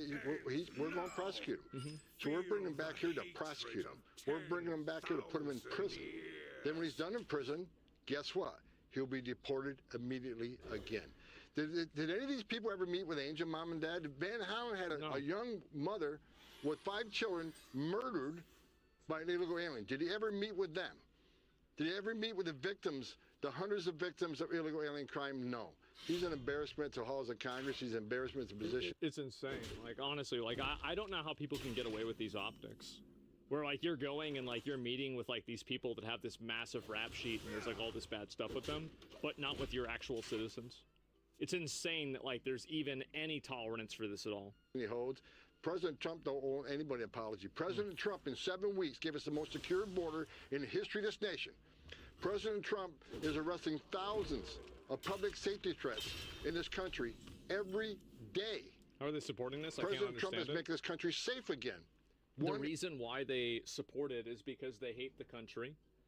They think that it's racist to deport people, and they've been completely brainwashed into believing this. So whenever you understand that, like, it makes sense, but you can't look at it from the way that you look at things. Mind you, a point should not be an argument at all, but here we are. Yeah, of course. They want due process? Well, they don't want due process. I mean, if they're talking about doxing ICE agents, they don't want due process. This entire argument of them wanting due process, they didn't want due process for January 6 people. They didn't want due process for Trump. They didn't want due process for any of this. They don't want due process at all. They want to be able to control the mechanism that exercises what due process is supposed to do. That's their goal. It's not, they don't care about the system. They only care about the system to the extent that it's beneficial to them. But don't ever think that this is a principled stance at all. You talk about due process, care about due process. What about due process for people throwing bricks at things? Shouldn't they go to jail? Shouldn't they be arrested? I mean, I'm pretty sure that's due process, isn't it? Well, apparently not. These people don't care about the system at all. All they want to do is use the system as basically as a bureaucratic shield for their bad behavior. Illegal alien criminal at a time. And like I said, despite what's going on in LA, I'm here now. We're continuing operations today. We're going to do this job every single day. We won't be stopped. President Trump is a game changer. I worked for 6 presidents starting around Reagan. When it comes to national security, border security, immigration enforcement, public safety, no one has done better than President Trump. His success is unprecedented, not only on the border, but in taking national security threats and illegal alien public safety threats out of this nation. I wake up every day proud to work for President Trump, and we're going to keep doing the job that he promised the American people he would do. You know, American people voted for him to do. We're going to keep his promise to American people. I think that's what most people want. And the numbers prove that, Tom. We see that border crossings are down more than 95% without 1 inch of the wall being built as the big, beautiful bill goes through Congress. Rhetoric alone is keeping people coming into this country, and obviously the job you're doing in terms of deportations. We thank you for joining us tonight. Thank you, Tom Homan. Hey, Sean Hannity well, here. There it is. I mean, like, I'm glad to see them doing this. I'll link you guys the video, but apparently they are sending in the National Guard. Party of Law and Order violates the Constitution and disregards our due process, keep bootlicking. It's not bootlicking to want people that are illegally in the country and destroying property to go to jail. This is not bootlicking, this is common sense. This is common sense that 95% of the country agrees with. To try to turn this into some kind of like fascism, authoritarianism, no, it's not normal to light cars on fire in the middle of an intersection. I don't care what flag they're carrying around. It's like people are getting mad, oh, it's a Mexican flag. I don't give a shit about that. That's not the problem. The problem is the car that's on fire. That's the issue. It's oppression? No, well, it is. Like, the goal of it is to oppress people. It absolutely is. Do people not even question where all these bricks come from? Well, no, because you saw where they came from. People were destroying concrete, and then they were taking the pieces of concrete that they destroyed with the hammers, and then they were throwing the concrete at the police officers. So it's basically like playing Rust. You know, you take the rock, and then you hit the rock, and now you have more rocks. Like, they're basically playing Rust in LA. Like, you watched it happen, right? Yeah, they're crafting ammunition. I'm being serious, right? That's literally what it is. And so, anyway, let's see if there's any more of this. And there's another one here. I guess this is the follow-up, and now after this we'll look at some of the live stuff that's happening too. No, they hot drop panels of bricks there. There's pictures. Well, I mean, okay, then just figure out who does that. I mean, there's cameras everywhere. There's, you know, like how many fucking like something bad happens. Like, you know, for example, like a plane crashes and there's 7 different Ring camera, angles of it. I'm sure you're going to be able to find some examples of this. The problem is setting the car on fire while displaying the Mexican flag. It differentiates between vandalism and invasive militant force. I don't really care a whole lot about the flag. I mean, I'm just going to be honest with you. I just don't. But my main focus is on the actions, right? The flag doesn't really matter. The flag is an indicator that these people are not in, you know, they don't really like America. Sure, right? But, like, that's not my main focus. And we have a Fox News alert. Shit. President Trump ordering more than 2,000 National Guard troops to L.A. Wow. Violent anti-ICE protesters burn cars, throw rocks, and smash windows for 2 straight days, threatening the lives of police and ICE agents. The rioters protesting the arrest of more than 100 migrants in L.A., including suspects accused of child abuse and sex assault charges. Yeah, and this is what's so crazy is that, like, if you look at a lot of these people, like, I mean, you're talking about, like, you know, sexual battery, sexual assault, You know, like, where's this? This one's not really actually so bad. What's this here? Controlled substance, assault with deadly weapon. Like, what is this here? Assault with deadly weapon with great bodily injury. Child cruelty, DUI, spousal battery. Like, I mean, this isn't like even, you know, some guy that found himself on the wrong side of the law. Like, these are actual career criminals that should be locked up for their whole life. Like, I mean, really? Like, yeah, they're simping. They're literally simping for pedos. Like, I'm not even kidding. Like, that's what's happening. New York City, at least 20 protesters are detained after storming ICE headquarters in Lower Manhattan. Fox News contributor and retired NYPD Inspector Paul Morrow joins us now. Great to see you this morning, Paul. So how much more complicated is all of this because Democrat politicians in these sanctuary cities are not cooperating with ICE and helping them do their job? They've caused this problem. Well, enormously so, for all of the obvious reasons. And you don't have to look any further than the instance that we had with the Wisconsin judge, where you had an illegal accused of a serious assault, domestic, and the ICE agents did everything they could to tamp things down, to do things professionally, didn't go into the courtroom, waited in the hallway. It should have been a simple handoff. And I should mention that grabbing fugitives in that manner is not uncommon in law enforcement. And yet they bumped into an ideologue who wanted to adhere to this sanctuary city doctrine so vociferously. It's a sanctuary city, can't you tell? Because everything's on fire. She interfered with the federal operations and snuck the guy out of the side door. That's the level that the left has progressed or regressed to relative to these sanctuary policies. And it's just become a virtue signaling contest. You know, ironically, Charlie, this stuff began in order to protect immigrants who were afraid to go to the police because of their out of status, legal status, immigration status. And instead, it has now progressed to the point where these same groups are afraid to go to the police because the local prosecutors won't do anything to the perpetrators. So they know if they report to the police, as we had in that Wisconsin case, the perps are going to get right out, and then they're in danger. They're undermining the very thing they were trying to do. Yeah, that's a really great point. And of course, now we're in a situation where you literally have, out in LA in particular, you have police who are not going Black to smoke is bad. keep I don't order think that's good for your around lungs. all of these riots, and you have President Trump having to order in Like, national. how do you let people just sit on the fucking sidewalk here and throw rocks at cars? Like, and this is the big issue that I have, right? Is like, in my opinion, if I see this doesn't, like, I don't get mad at these guys. I don't. And this might sound weird. I don't really care about these people. They're just retards that think that they're fighting for some stupid cause. Who I really get mad at is the government. I get mad at the government for letting this happen. They're letting these people completely fucking run wild, and nothing's happening to them. Of our troops. The other situation that I think is kind of interesting is the issue with masks. And President Trump has said that these protesters are not allowed to wear masks. How important is that? Well, look, if they actually can enforce that, it's very important. And it goes to the idea that these arrests of the people that are impeding. Well, it would be very easy for them to enforce that. Anybody that has a mask immediately gets arrested for having a mask. I mean, like, that's super easy to do. The same with people that had a gun. If, like, there's somebody on the gun in the crowd that has a gun, they would get immediately arrested too. I mean, it's super simple. ICE from doing their lawful duty. These should be federal arrests. And it goes to what I was just saying earlier. The local prosecutors are not going to do much for you. Protest? Every time, I can guarantee you that the charges that were laid yesterday here in New York, Alvin Bragg's going to drop them. And this is the problem, is that the majority of people that are at these protests are actually just protesters.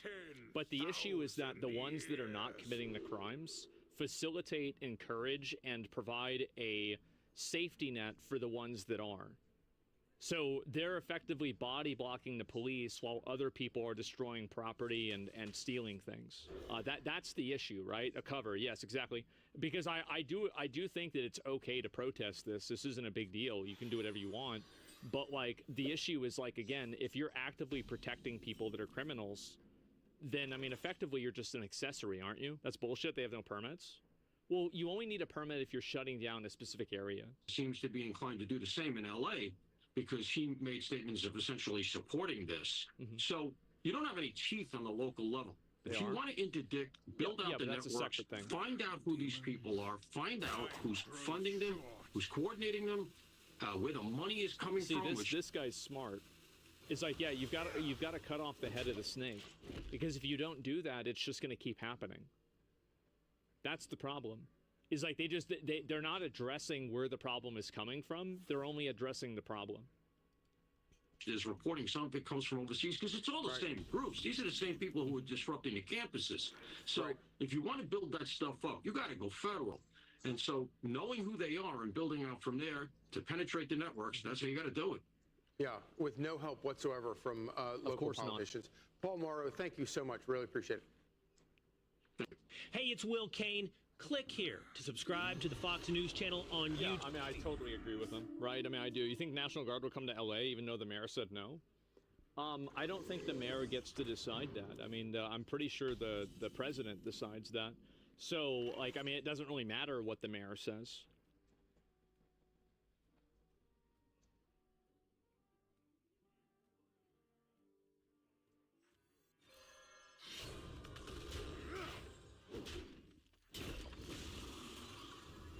Jobs are not what they used to be. The average time an employee spends with their company is now at the lowest. This is getting really...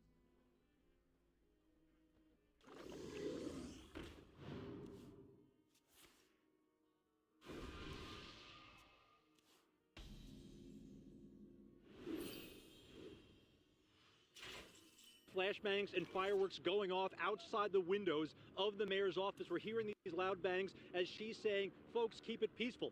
That point is come and gone. That is clear to this point. You see it behind me, obviously. The peaceful part of it is not happening. But here's the interesting juxtaposition, of course, because the protests and the demonstrations are against those federal agents, whether it's ICE, the FBI, Homeland Security, anyone federal agents assisting. LAPD, CHP, and the Sheriff's Department are all distancing themselves from the immigration operations that have been happening.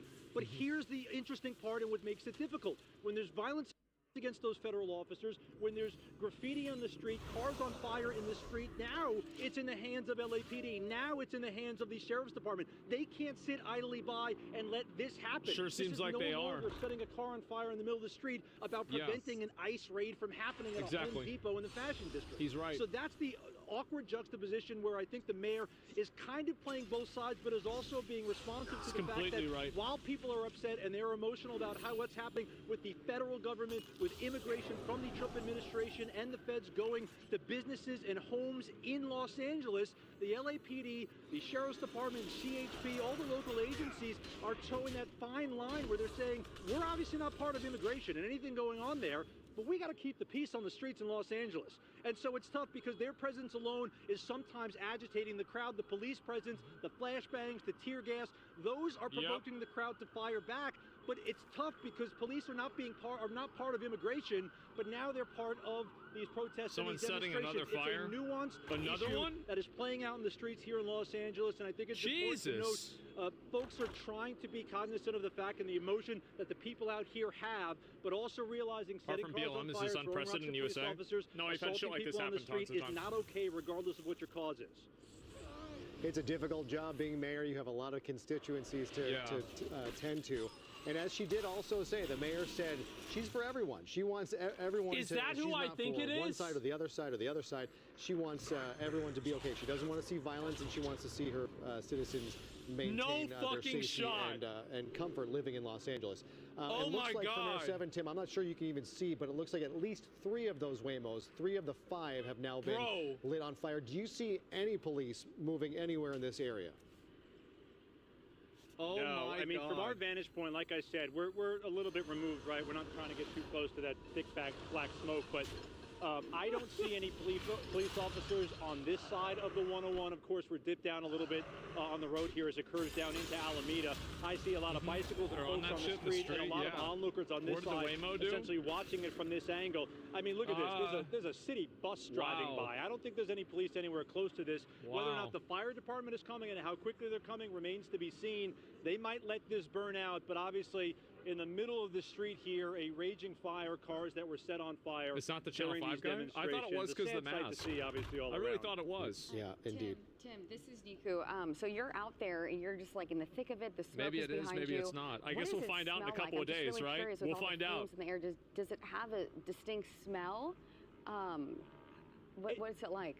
You know, it's an interesting like question, you too, don't wanna because know on if it has Friday a night, distinct especially smell. when those tear gas was shot from the feds outside the federal building, that is a very distinct smell. You get it up your nose, it burns all the way through your nostrils and gets into your eyes as well. Some of those pepper spray balls that we felt in Compton as well, those are kind of quick bangs. You kind of get a little bit and then you move on your way. This smells like open dumpster fire. I mean, for better or worse. We could smell it when we pulled up and walked up the street. The thick black smoke is kind of emanating. Thankfully, there's not much of a wind at this point, so it's going straight up in the air, but I think it's a true sense of what we're feeling here is that smoke is kind of emblematic of the frustration, this thick black smoke kind of billowing above these demonstrations. Everyone frustrated at this point, and just a cloud of uncertainty hovering over all of Los Angeles these last 3 days. Yeah, I don't know how much you can tell. You're in one spot, kind of separated from everything. I'm just curious at this point whether things are truly escalating in downtown Los Angeles or just a group that splintered off happened to find 5 cars that they were able to light on fire. I think it's a bit of both. Like it's a lot worse than the situation actually playing out of the ground. It's probably a great a bit point, of both. Jory, because that's the quintessential question when you have rallies, demonstrations, riots, if you will. I wouldn't go far as to call it that. I know President Trump had tweeted about riots and looting. I don't know that I would characterize it that way. But certainly when you have I'd groups say like it's a this, riot. from what we've seen, Tommy, pan over here to the left here. There's no The vast question. majority are people taking videos, people waving flags, people walking around, people wanting to be part of the cause, wanting to have their voices heard, and wanting to show the power of numbers and the power how did of this? force. Wait, did Certainly a police Friday night when we officer were out set here, this car it on was fire 2 dozen, too? maybe 30 agitators throwing rocks, Oh, covered head no. to toe, trying to How could the instigate LAPD police do officers this? and the feds who were there. The vast majority, that's another big explosion, huh? The vast majority of the folks here seem to be those who are walking around, and you have these pockets of people who are intentionally causing some issues. I'm pausing here for a second just to take a see if police are moving up any closer. Obviously, the biggest concern anytime you have a car fire, but especially when you have a car fire surrounded by people standing around, as you have a gas tank full of gasoline, and a fire and explosion here would not be ideal. Some of those explosions, you know, it's interesting. We've gotten used to over the last day and a half to tell the difference between a fireworks like that or flashbang being fired by authorities. Oh my God! A look at subtle all difference, this. and frankly, doesn't really make a difference. Obviously, one is sent by authorities, and the other is fired by. That's another one that's a firework. But these are part of the crowd, intermittent, and a small part of the crowd. So it's tough to describe the crowd as a whole as agitators. I wouldn't even say that, even close to that. Of course but not all of because them are it only takes a handful of people to light a car on fire, a handful of people to throw fireworks into a line of police officers, a handful of people to vandalize vehicles, to vandalize and graffiti walls. Those get the attention, and rightfully so. I mean, obviously, you have a huge burning rightfully fire in the middle of the so. street Obviously, here. that's the But problem. it doesn't seem like this is necessarily encompassing Why would the people vast majority of the peacefully people protest here. and get the It's just attention? everyone gets caught up in the hoopla as they wanted to come out and kind of voice their, have their voices heard. Yeah, no doubt. It's a matter of a couple people kind of ruining things for everybody else. What might have been a peaceful demonstration certainly is no longer that. Absolutely as those not. cars continue to burn and explode. We've talked about those are Waymos, so they are fully electric. Okay. And once the air and the fire reaches those batteries, They it will blow go up. off Give me 1 like that. second. It's a very difficult put out. Tim, you okay? You okay? Okay, we'll get back to Tim in just a moment. But again, Jesus. looks like at least three. I'm sure those guys are working on trying to set the other 2 on fire as well. And you can see that material just melting and burning and covering the surface and still continuing to burn on the surface of the street.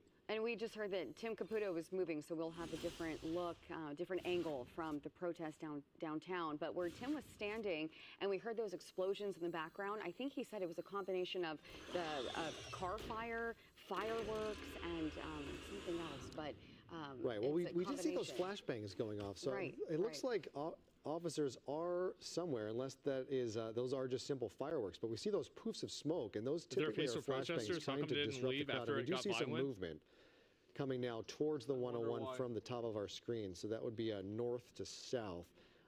That would be coming directly from where Tim was standing. I don't know if there's any police activity pushing these folks this way, or perhaps just the smoke. It's getting too hard to breathe. More explosions here from those cars, but we do have a decent-sized crowd watching these cars continue to burn. Otherwise, as Tim said, things do look relatively peaceful right at there this hour. doing We it. saw the folks at Aliso and Alameda sitting down on the ground. We saw the folks at Temple and Alameda just kind of waiting it out. It's broken down to just a couple dozen people at that location. And so things seem pretty, it's hard to say that with 3 cars burning, but things do seem relatively calm, minus these cars that have been set on fire. Yeah, minus the car fires, things are fine. It looks like this scene is By the way, those Waymo cars are public transport. You're literally watching your tax dollars go up in smoke. Sitting down, and this is just the worst of it, seeing these 3 Waymo cars on fire, which hopefully someone can get a handle on them very soon. But again, it's really dangerous for any kind of police or the fire department to even move in on a situation like this. It's a private company? Really Yeah, it handle is. this Who's gently. paying the private it's company? Difficult. It's hard, especially with 3. Are there 3 on Jesus fire? Christ, It looks some like people. 3 are on fire. So far. But there are 5 Waymos in that area. But Oh, 3 they've are still got 2 on left. fire. It's a precarious situation. You want to maintain control and get order back in the city, but if you try and do so too in a certain way, you're going to devolve here into some really bad confrontations. Yeah, so, we wouldn't want that. You know, It's much better there to are let things discussions start being on had fire. right now by law enforcement about how best to handle this situation. Once the demonstrators made their way onto the 101, it took CHP a little bit of time to come up with a plan and how they were able to do that. And here we have the 101 back open again. So same kind of situation here. There's a large group of people. It could Destroying turn your very own community? volatile How if you could move Trump law do this? enforcement in there in the wrong way. I don't know and why turn Trump what would do is this just at a all. bunch of people having fun watching Yeah, this cars is burn fucked up. into a massive confrontation and altercation between officers and demonstrators. So it looks like next to that big, the car fire, we have that wide angle. Is that the one on the other side? Is that a closer look at the car fire? Yes. And if so, there's people around there taking pictures, and it's just, they don't even mind all the toxic fumes in the air. But the scene has definitely looked like it's less crowded than what it looked like about 30 minutes ago. So at least people are moving away, but still really dangerous, because again, these EV batteries, this can explode at any minute, and just the air. I mean, Tim said it smelled like a dumpster fire behind him. Yeah. So. And poor Tommy, his photographer, was back at That's this location insane. last night with Amy Powell dealing with that. They were hit with tear gas, and so he's back at it again. There's another explosion coming out of that car. We thank all of our photojournalists for being there, and our reporters on the ground. This is not easy stuff. It's a very precarious, dangerous situation. We saw one station in town. Their reporter and That photographer poor were car. basically Yeah. kicked off of scene by demonstrators. It was unsafe for them to be there. They pushed them out of there. That is why we're being very selective with where we put our reporters on the ground today, because we don't want to put them into harm's way. But simply being on the ground, you can see how volatile it is. Tim was just a short ways away from this and had to move their situation because the crowd might have been moving their way. And you, as a reporter with a camera there, you don't want to put yourself in a situation where you can't get out and put yourself in harm's And it way. could be so tempting, because you really want to show, you want to get the message across and really show these images, these videos of just what it looks like there, but at the same time, you really have to worry about yourself, your well-being, and that's also the case for the police officers that are out there too. I'm sure they're caught in that kind of struggle as well. Why would they be in harm's way if it was a Caputo peaceful has found protest? a new location. Let's see Because where it's he not. is and what is going on. Obviously. As we search really for the bulk of this crowd. That's the 101 South that is still shut down. The 101 North is moving freely again, and what a shot from Tim Caputo's camera location. Tim, tell us about what you're seeing now. Well, full disclosure, we didn't actually move locations. We were kind of double parked and had to move the van to let some people out, because once we got to this location, what's ended up happening, and no surprise here, Los Angeles Street, cars cannot go down.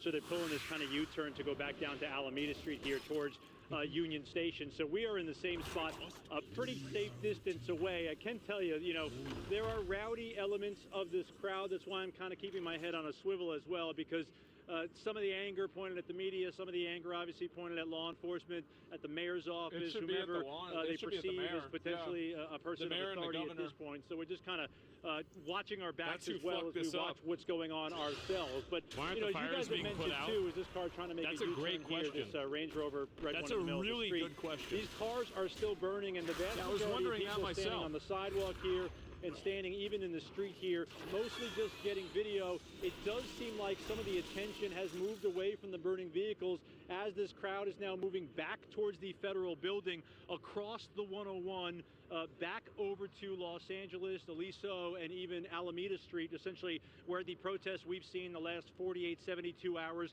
have been focused. Obviously, this is where it began, but it eventually kind of bleeds out and filters out into the adjoining and adjacent streets around here, and that's what happened in this area when these cars were set on fire. It does seem, at least where we're standing right now, while it does seem from our angle there are a handful of people standing on the street, the crowd is actually moving farther away across the 101, potentially back towards that federal building. It's tough to tell from here, and frankly, I'm not going to try to get any closer to show you a closer perspective from it, but it does seem like just from the visuals here, as the fireworks continue to go off, the crowd is starting to move away from these burning vehicles. Hopefully, maybe that gives the fire department the opportunity to get in here and try to douse these flames before any gas tank explodes or anything gets worse here. It remains to be seen because we haven't seen a whole lot of law enforcement or first responders in this immediate vicinity. And understandably so, obviously, with folks so angry and things on fire and fireworks going off, it is not exactly the safest place to be at the moment. Why are people lighting off fireworks? You said you are keeping your head on the swivel. What is this, the 4th of fucking July? We saw someone pull up right behind you who was on a bike. But what is the general feeling of the crowd there? Are they confrontational? Are they saying anything to you? No point putting the fires out. Angry. Those batteries They're can burn not necessarily underwater. angry at me. They're not necessarily angry at the media. They're angry. They're angry at what's been going on the last couple days. They're angry at this immigration policy that they protested back in February. Remember back on February 2nd when protesters at the time got onto the 101. That was the kind of initial set-off point for a lot of these folks. And now that what we've seen over the last 24 hours, I feel like to a degree it's emboldened them. You have the crowd, you have numbers, you have people that are upset, that are frustrated, that are scared, and they want to have their voices heard. And they feel as though the only way they could do it is be as loud and be as disruptive as possible, and they are doing exactly that. I can tell you the vast majority of people here just want to be part of the movement. They want to be part of the resistance. That doesn't necessarily mean they want to be part of assaulting officers, of vandalism, of burning cars. Yeah, but they enable the people that do. But being part of it oftentimes means you get awfully close to it. And I think that's what's happening with some folks here, that you might not want to be part of that car fire. But guess what? When you drive by on your motorcycle and do some burnouts around it, this isn't a resistance. This is a democratic election that you lost. Kind of a show of force, a show of resistance, and it's still going strong. Yeah, and as the mayor alluded to, and as we know, there are legitimate demonstrators out there. There are also people who are after a sporting event, just want to watch something burn. And so there is a distinction between what is happening right now, whether these cars burning are truly along with the it's not a peaceful demonstration, but whether they're actually out there to make their voices heard, or whether they're just out there to take pictures of themselves in front of a burning car once the crowd is out in the streets. And Jory, it's an interesting point too, because you mentioned the mayor talking about how she wants it to be peaceful and she doesn't want things to go sideways or anyone to get hurt. I think it's an interesting point because a lot of folks out here have told me this is sad. This is not sad because of what the people are doing. They said it's sad it's come to this. They've reached the boiling point. It's sad that I have to set the car on fire. About it. And I think that's what the mayor kind of alluded to as well. Why are you making me set the car on fire? Angelenos for this. She's blaming what led up to make Angelenos do this. And I think that's a subtle but important difference of the folks out here as well, and what the mayor was trying to convey, in the sense that the Trump administration's immigration policies, the ICE raids that have been happening in the last couple of days here in Los Angeles, brought this city to its breaking point, and that's why Angelenos are doing exactly this. And I think that's the sentiment by and large. I've only talked to a handful of people kind of on the outskirts here who said, this is sad. I hate to see it come to this in the city, but something needs to be done. And this is how they're lashing out. Poor victims. Right, we've seen this is how they're lashing out. Those ICE raids Something has to be done. I know what to do. Alluded to the Let's fact burn that, down a car. One of them took place at a Home Depot. We saw some in the garment district, and some factory workers were taken into custody. Let's waste tax dollars. It is said by the Trump administration that their focus is on the dangerous, the violent, those who have criminal records, who are in this country illegally. But a lot of people in this crowd feel like that is not the focus of what is actually happening. And while some dangerous and violent people are being taken off the streets, there are also upstanding members of society that are being swept up in this as well, and that was not supposed to be what this what has happened. In fact, I heard an affiliate in our nation's capital this weekend who was a Trump voter, who is a U.S. citizen, who was swept up by ICE simply because he looked like he might be here illegally. And once they saw his ID, that it was a real ID and he was a citizen, they let him go quickly. But that is what is happening here under some of these. So you're saying missions. that people aren't just getting randomly picked up and deported insane. for no and reason? I think Tim really said it best.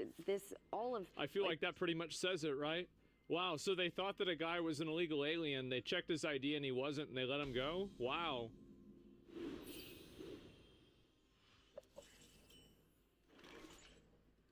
City. It's Man. city.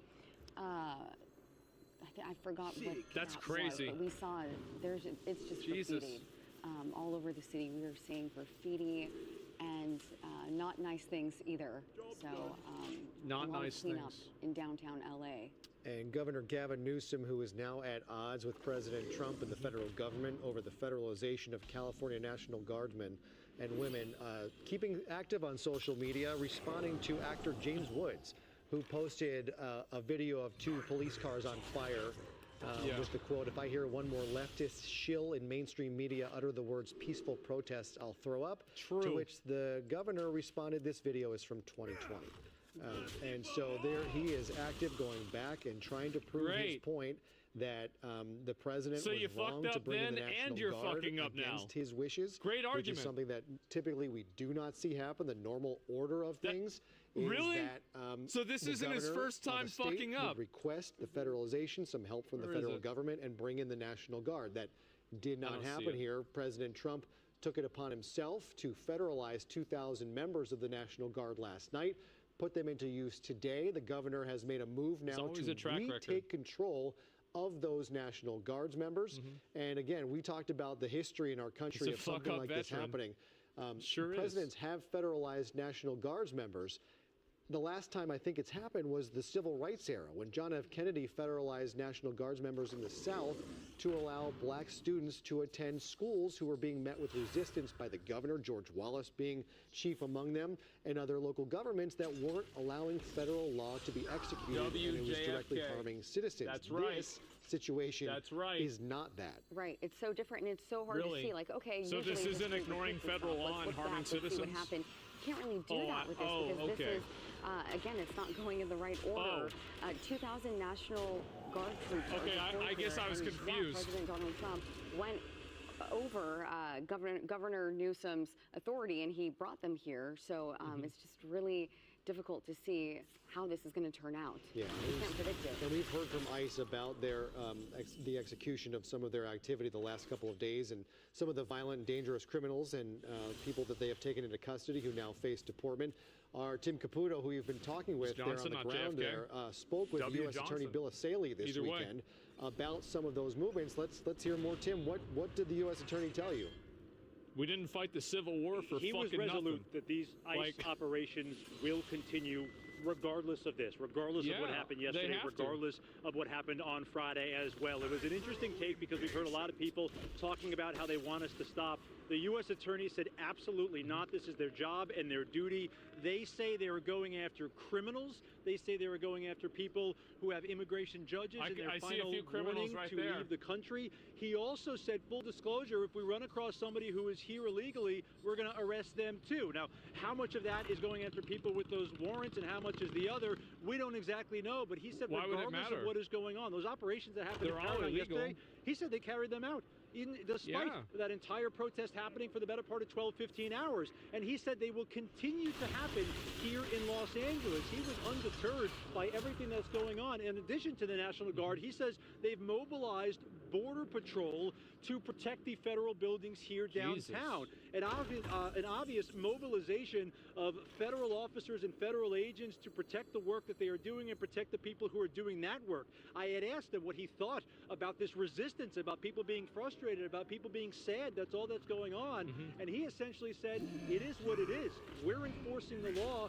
And he said even more emphatically U.S. that if you try to Marines resist on those high officers, alert. if you try to impede those officers, Ready to deploy if you in try Los to Angeles. assault or actually assault those federal agents, you will get sending the arrested Marines? and you will be prosecuted. And we saw that yesterday. We saw it to a smaller degree on Friday. And I could imagine that's what we're going to see here as well as these protests have continued all day today. It was an interesting perspective from the U.S. Attorney as well, because obviously he sees it from the other side, is that they are federal agents carrying out these immigration, this immigration work.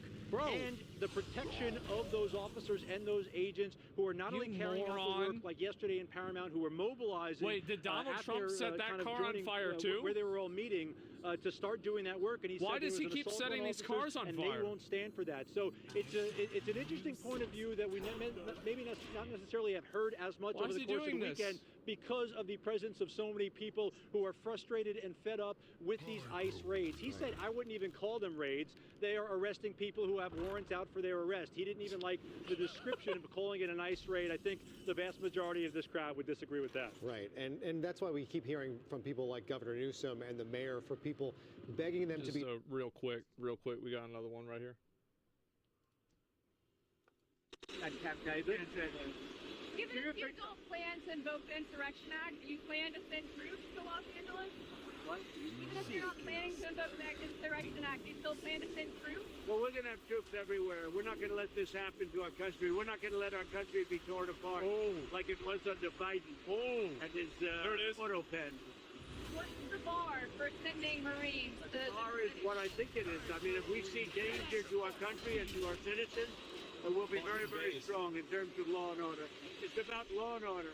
Sending African Marines on the table, sir. Secretary has We're going to see what we need. We'll send whatever we need to make sure there's law and order. Thank God. Do you see those protests spreading to other cities, Chicago, New York, for example, in the next few days? Yes, we're going to be watching it very closely. And when they spit at people, you know, they spit. That's their new thing. They spit and worse. You know what they throw at them, right? And when that happens, I have a little statement. They say, they spit, we hit. And I told them, nobody's going to spit on our police officers. Nobody's going to spit on our military, which they do as a common thing. They get up to them this far away, and then they start spitting in their face. That happens, they get hit very hard. What are the rules of engagement for federal troops? We'll see what happens.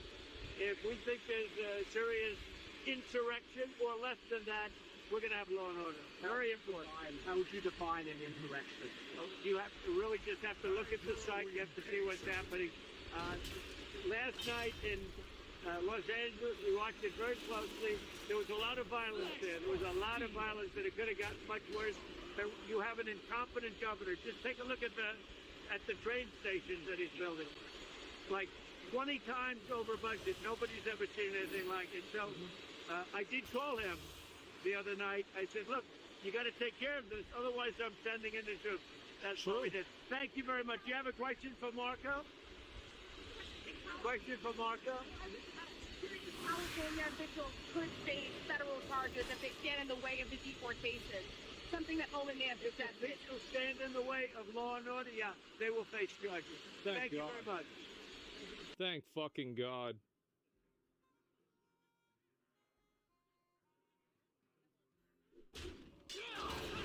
I am only more deadly.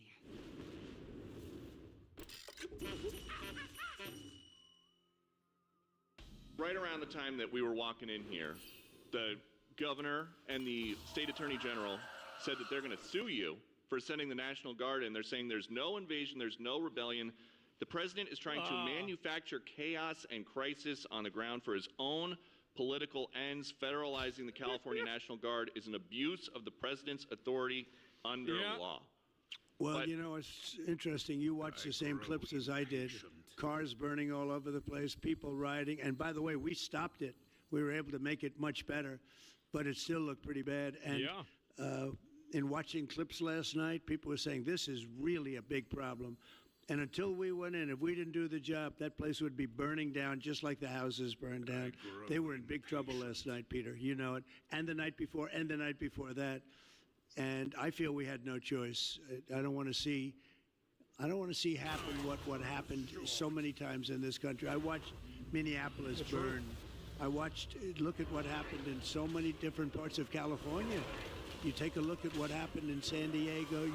There's so many different places we let it burn. We want to be politically correct. We wanted to be nice. Big mistake. We want to be nice to the criminal. Huge mistake. And what you're doing is destroying the fabric of our life in That's this right. country. No, we did the right thing. We've been given credit by people that I would least suspect. Why I would say that some of the people that came in and said, thank goodness, they said, some of them, thank God that Trump got involved. And I'm very happy I got involved. And I think Gavin, in his own way, is probably happy I got involved. Yeah, go ahead, Peter. What do you make of the fact that he says you want a civil war on the streets of America? No, that's just the opposite. I don't want a civil war. Civil war would happen if you left it. If you left it to people like him. Like what? And I liked him. You know, I always got along with him. Never had a problem with him. Wow. But he's grossly incompetent. Okay. In London. Have you gotten an update from your team in London negotiating? Louder. Have you gotten an update from your team in London negotiating the China trade talks? We'll see if there's any more. We are doing well with China. China's not easy. I don't think we're doing well with Just China, like- guys. Just like your home country is not easy, dear. I think we're doing very well. They're over there now. I'm only getting Just good the way he reports. said It's a little early, but they'll be calling in soon. In fact, probably when I get back, I'll have my first call from them. We want to open up China. And if we don't open up China, maybe we won't do anything, but we want to open up China. It'll be a great thing for China, a great thing for the rest of the world. Are you willing to lift export controls when it comes to China? Did you give your negotiators any Well, we're sort gonna of see. limitations? We're going to see. Look, China has been ripping off the United States for many years. Nobody charged them 10 cents. No president had the courage to charge China for whatever reason. They didn't want to do it. Yep. I took in hundreds of billions of dollars. I put on tariffs on China when I got in first term. And we took in hundreds of billions of dollars. And then I did it again, but I did it for a lot of others. If you look at the stats, the deficit last month was cut in half. Everybody was pretty shocked. I wasn't shocked. I think a lot of the people at this table weren't, because they saw the billions of dollars that were pouring in, and the tariffs hadn't even started yet, just about. They were in cars. They were in some countries at a very minor level. And we cut the deficit in half, and it was a big story a couple of days ago. They said, I don't believe, one of the announcers on a business network went wild, said, I can't believe these numbers. Those numbers are good. The numbers are going to be very good. I think we're going to have a great 4 years. You know, we had the greatest economy in history during my 4 years. Wow. I think this one's going to blow it away. Yeah. Mr. President, Go ahead, do you have a message for Greta Thunberg, and did she come up on your call with the Prime Minister today? Well, she's a strange person. She's a young, angry person. I don't know if it's real anger. It's hard to believe, actually, but I saw what happened. She's certainly different. Anger management. I think she has to go to an anger management class. Oh my God. That's my primary recommendation for her. Kidnapped by Israel, He as does she not says? give a fuck. Was she I kidnapped? find it. I think Israel has enough problems without kidnapping Greta Thunberg. Secondly, are you going to Is get... that what she said? She was kidnapped by Israel? Yes, sir. Are you going to get rid of the Tesla and the Starlink service that you have here at the White House? Probably not. No, I haven't heard that. I mean, I may move the Tesla around a little bit, but I don't think we'll be doing that with Starlink. It's a good service. Where are you going to move it to? Yeah. Move it around. What do you mean? I have a lot of locations. Actually, about the I got so many locations that I don't know what to do with them all. Did you ever see Elon Musk get physical with the Treasury Secretary? No, I didn't. And I tried to They ask. did have an argument, but I didn't see it. Was it I didn't physical? see a lot of physicality there. And there was this New York Times report that he did not want to talk about, Elon Musk, that alleged that he, towards the end of his time in the White House, was blurring the lines between recreational use of drugs and medicinal. Ooh. Do you think he ever had drugs here at the White House? I really don't know. I don't think so. I hope not. Look, I wish him well. You understand. We had a good relationship, and I just wish him well. He's not taking Very the bait. well, actually. Yeah. About aid in Gaza, you They're mentioned now really the trying to bait flotilla. 'em. Do you have a response at all about Israel intercepting this boat? And can you give us an update on what's happening to the entry of aid into Gaza right now? We've had people being shot by Israeli forces who are trying to get aid Gaza's from the right Gaza now- Humanitarian Yeah. Foundation. Yes. Gaza right now is in the midst of a massive negotiation between us and Hamas and Israel and Iran actually is involved. And we'll see what's going to happen with Gaza. We want to get the hostages back. That's all I can tell you. Yeah, please, in the back. Yeah. Place, but then on True Social a bit later, you said they were insurrectionists. After what you've seen, you're talking about in L.A.? Yes, sir, in L.A. Yeah, I wouldn't call it quite an insurrection, but it could have led to an insurrection. I mean, that was a lot of harm that was going on last night. I watched it very closely, and it was amazing that the job that the National Guard did. And by the way, the police were working very hard also. But, you know, the police are given instructions they can only do so much. To be politically correct. I said, no, you don't have to be politically correct. You have to do the job. And on Elon Musk, do you plan to speak to him on the phone anytime soon? I know some. Which one? On Elon Musk, do you plan to speak to him on the phone anytime soon? I haven't really thought about it, actually. I would imagine he wants to speak to me. I would think so. If I were him, I'd want to speak to me, but... And maybe he was already called. You'd have to ask him whether or not he's already called. But I'd have no problem with it. Well, I don't want to say that, but but I would imagine he'd want to talk to me. Mr. President. Yeah, please. Phone tag? Yeah. From Iran today. Have you gotten that proposal? Elon? And what is the main impediment? We have a meeting with Iran on Thursday, so we're going to wait till Thursday. And what's the main impediment to getting a deal? Well, they're just asking for things that you can't do. Okay. They don't want to give up what they have to give up. You know what that is. They seek enrichment. We can't have enrichment. We want just the opposite. And so far, they're not there. I hate to say that because the alternative is a very, very dire one. But they're not there. They have given us their thoughts on the deal. And I said, it's just not acceptable. I would say, yeah. I don't know what else I can talk about the weather. Well, if you can talk about Lebanon. Pretty much that's the main topic. Jesus. Yeah. Mr. President. We talked about Lebanon also. Yeah, we did. Yeah. Well, Lebanon's working very hard. They have a great new ambassador. Wow. That I put there. Man I know very well. He's very smart. I didn't even know he was Lebanese. And I said, why would you want Lebanon? He said, I was born there. I love it. I love the people. I said, it's very dangerous going to Lebanon. There are some ambassadorships that are wonderful. There are some that are dangerous. I said, that'd be a bad one. Michel, his name is. It's a he. Michel. Very elegant man. And I said, why would you want this? And he said, because I love my country and I love those people. I said, it's very dangerous. He goes, I don't care. Damn. This is not a man that lived on danger. He's a very successful man from here. And he wanted to be the ambassador despite probably a very dangerous situation he's going into. You see what's going on. No. But wait, you guys think he's talking about Michelle Obama? He loves that country. He loves it. He was born there. Wait, really? He loves the country, yeah. Mr. President, you've got a big, beautiful parade coming up on Saturday. We do. What's your biggest expectations for that? And I've got a second question in regards to Gavin Newsom. Go ahead and talk about the big, beautiful parade. It's such a, thank you, Brian. It's such a, I think, important moment for this country. The Glazer questions, man. 2 weeks ago, I was calling people and back and forth with leaders, including President Putin, including French president, including lots of different people.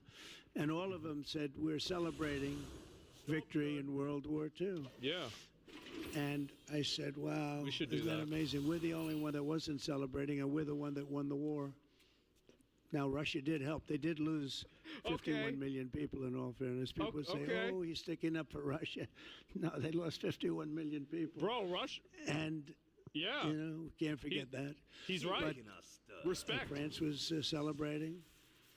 And, as you know, Hitler made a speech at the Eiffel Tower. But when I spoke to President Macron, he said, oh, we are celebrating the great victory of World War II. And I think that's great that he was doing it. But we're the one that won it. And we weren't celebrating. I said to myself, isn't that crazy?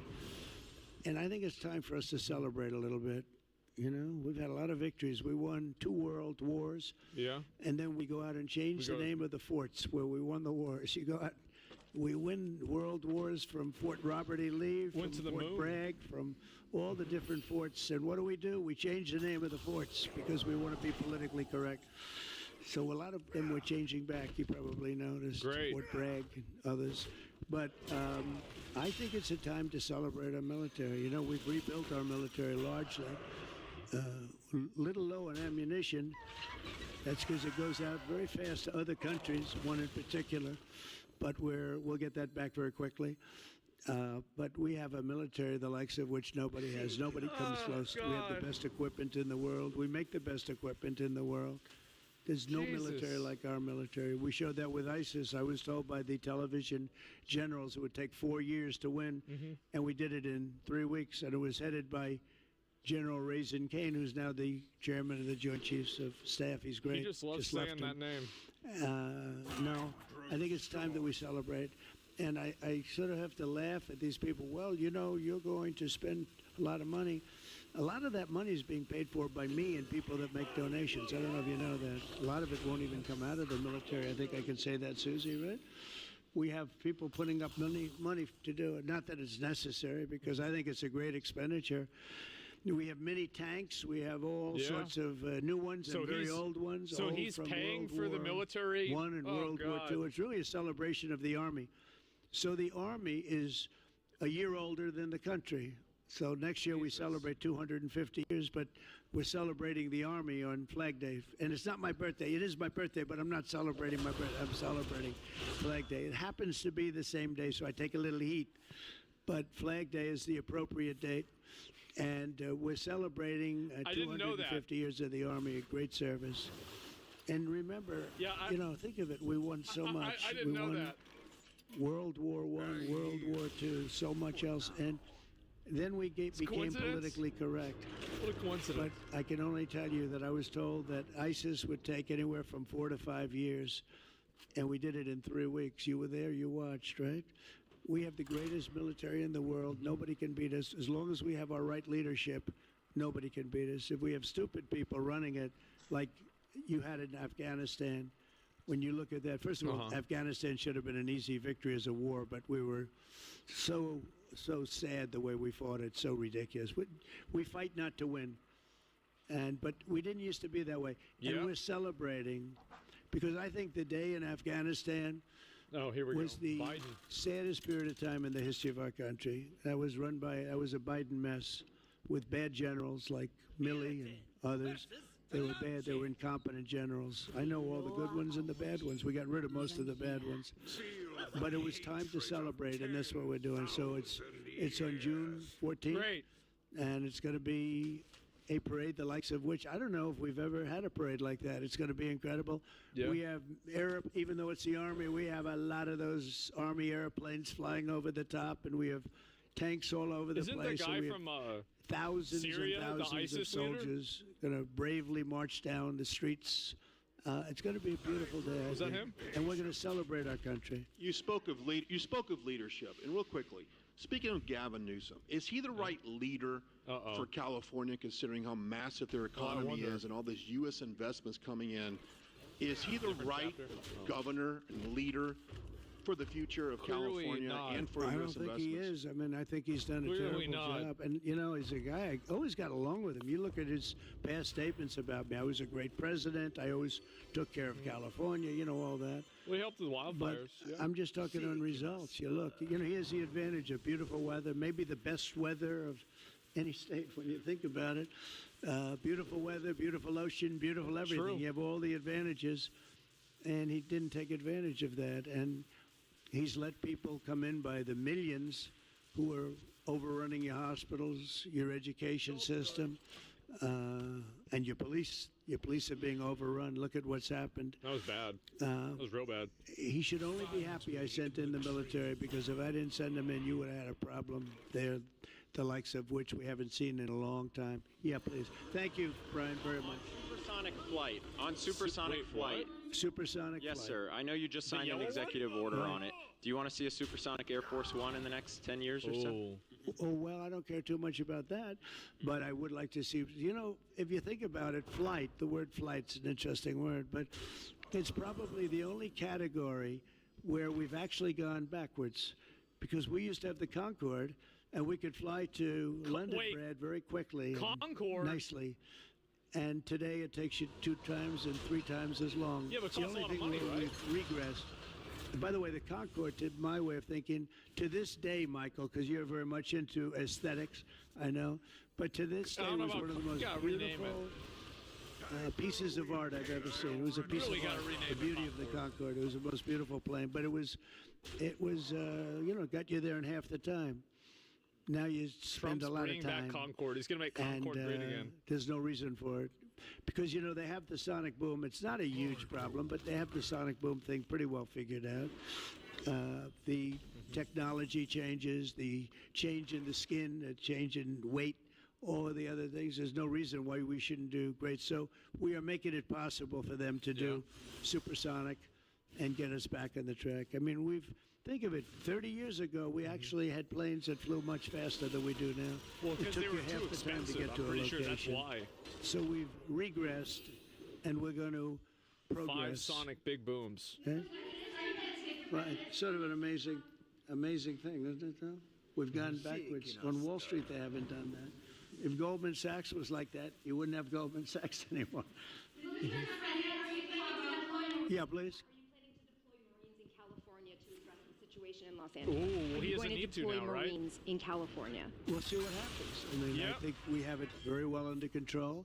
Yeah, they don't need to. I think it would have been a very bad situation. It was heading in the wrong direction. It's now heading in the right direction. And we hope to have the support of Gavin, because Gavin's Surely the he big will. beneficiary as we straighten out his Surely problems. he's I gonna mean, be his okay state with is a mess. And I'd like to get somebody involved in the rail because, look, personally, it should have never been built because you can fly there for $2. And what are you doing? They're doing that. You could drive. You could do lots of different things. If they did a study, if you gave every passenger the finest limousine service in the history of our world, the most expensive chauffeur-driven white glove limousine service back and forth, that's good. We would have saved billions of dollars as opposed to building this monstrosity that's going up. Well, and I've never seen anything. Does everybody get a limousine now? I'm a person. I've always done well on cost overruns. I don't have them. But I will tell you, I have never seen cost overruns. You see them where they're 20% more, 50%, 100% more. Jesus Christ. These are thousands of percent. Nobody even knows. They have no idea. And it was supposed to be from San Francisco to Los Angeles. Well, they just made it way outside of Los Angeles, where it's stopping in the middle of, I don't want to Limos say for nowhere, because everyone. I happen to like one of those little cities very much. But it's way short of the destination. And our government is saying, why are we involved in this thing? It's been handled so badly before him, but he really blew it. So, all right, one more question. Any of the discussions that were had there and the purpose of that retreat, your time at Camp David? On a what? Your time at Camp David, can you speak to what discussions were had there and the purpose of that retreat? Probably not. Well, I don't want to speak to Yeah. discussions. I mean, I told you what we were there for a little bit. We had discussions on many topics. We had a group of people, large group of people, including generals and admirals and lots of others. And all I can say is our country's in great shape. We're in great shape economically. Great. The bill that Mike and Jason and all the Trump's people a are working streamer that on was born too is going to early. be, I think, Yeah. amazing. I think it's going to be one of the most important pieces of legislation we've ever had in this country. It's going to do things that you wouldn't believe. And we're going to, I have a very simple phrase. We ran an election on very simple words: make America great again. That's what we're doing. We're making it great. We're making it safe. We're making it beautiful. And we're making it very wealthy again. Wealth is okay. You need wealth to here we go. take care of lots of other people. We have to make our country better. It has to heal from 4 years of abuse. Our country was abused badly by a very incompetent person and a group of people that weren't incompetent, but they were radical left lunatics. And they ran the country with an auto pen. And I hope that law enforcement's looking at that very seriously. That's like a takeover of our country in a certain way. That is weird. Because this guy It's had no very idea weird. what he was doing. You saw that during the debate. You saw that in other cases. I mean, he had no idea. I saw it years ago. By the way, 40 years ago, he had no. He was bad 40 years ago. We're not just talking about. And they always It's a like to say career of age, being but a it's not age. retard. I know people Wow. 88, 89, 92. Bernie Marcus, who just passed away, was 95. I spoke to him a year before. He was 100%.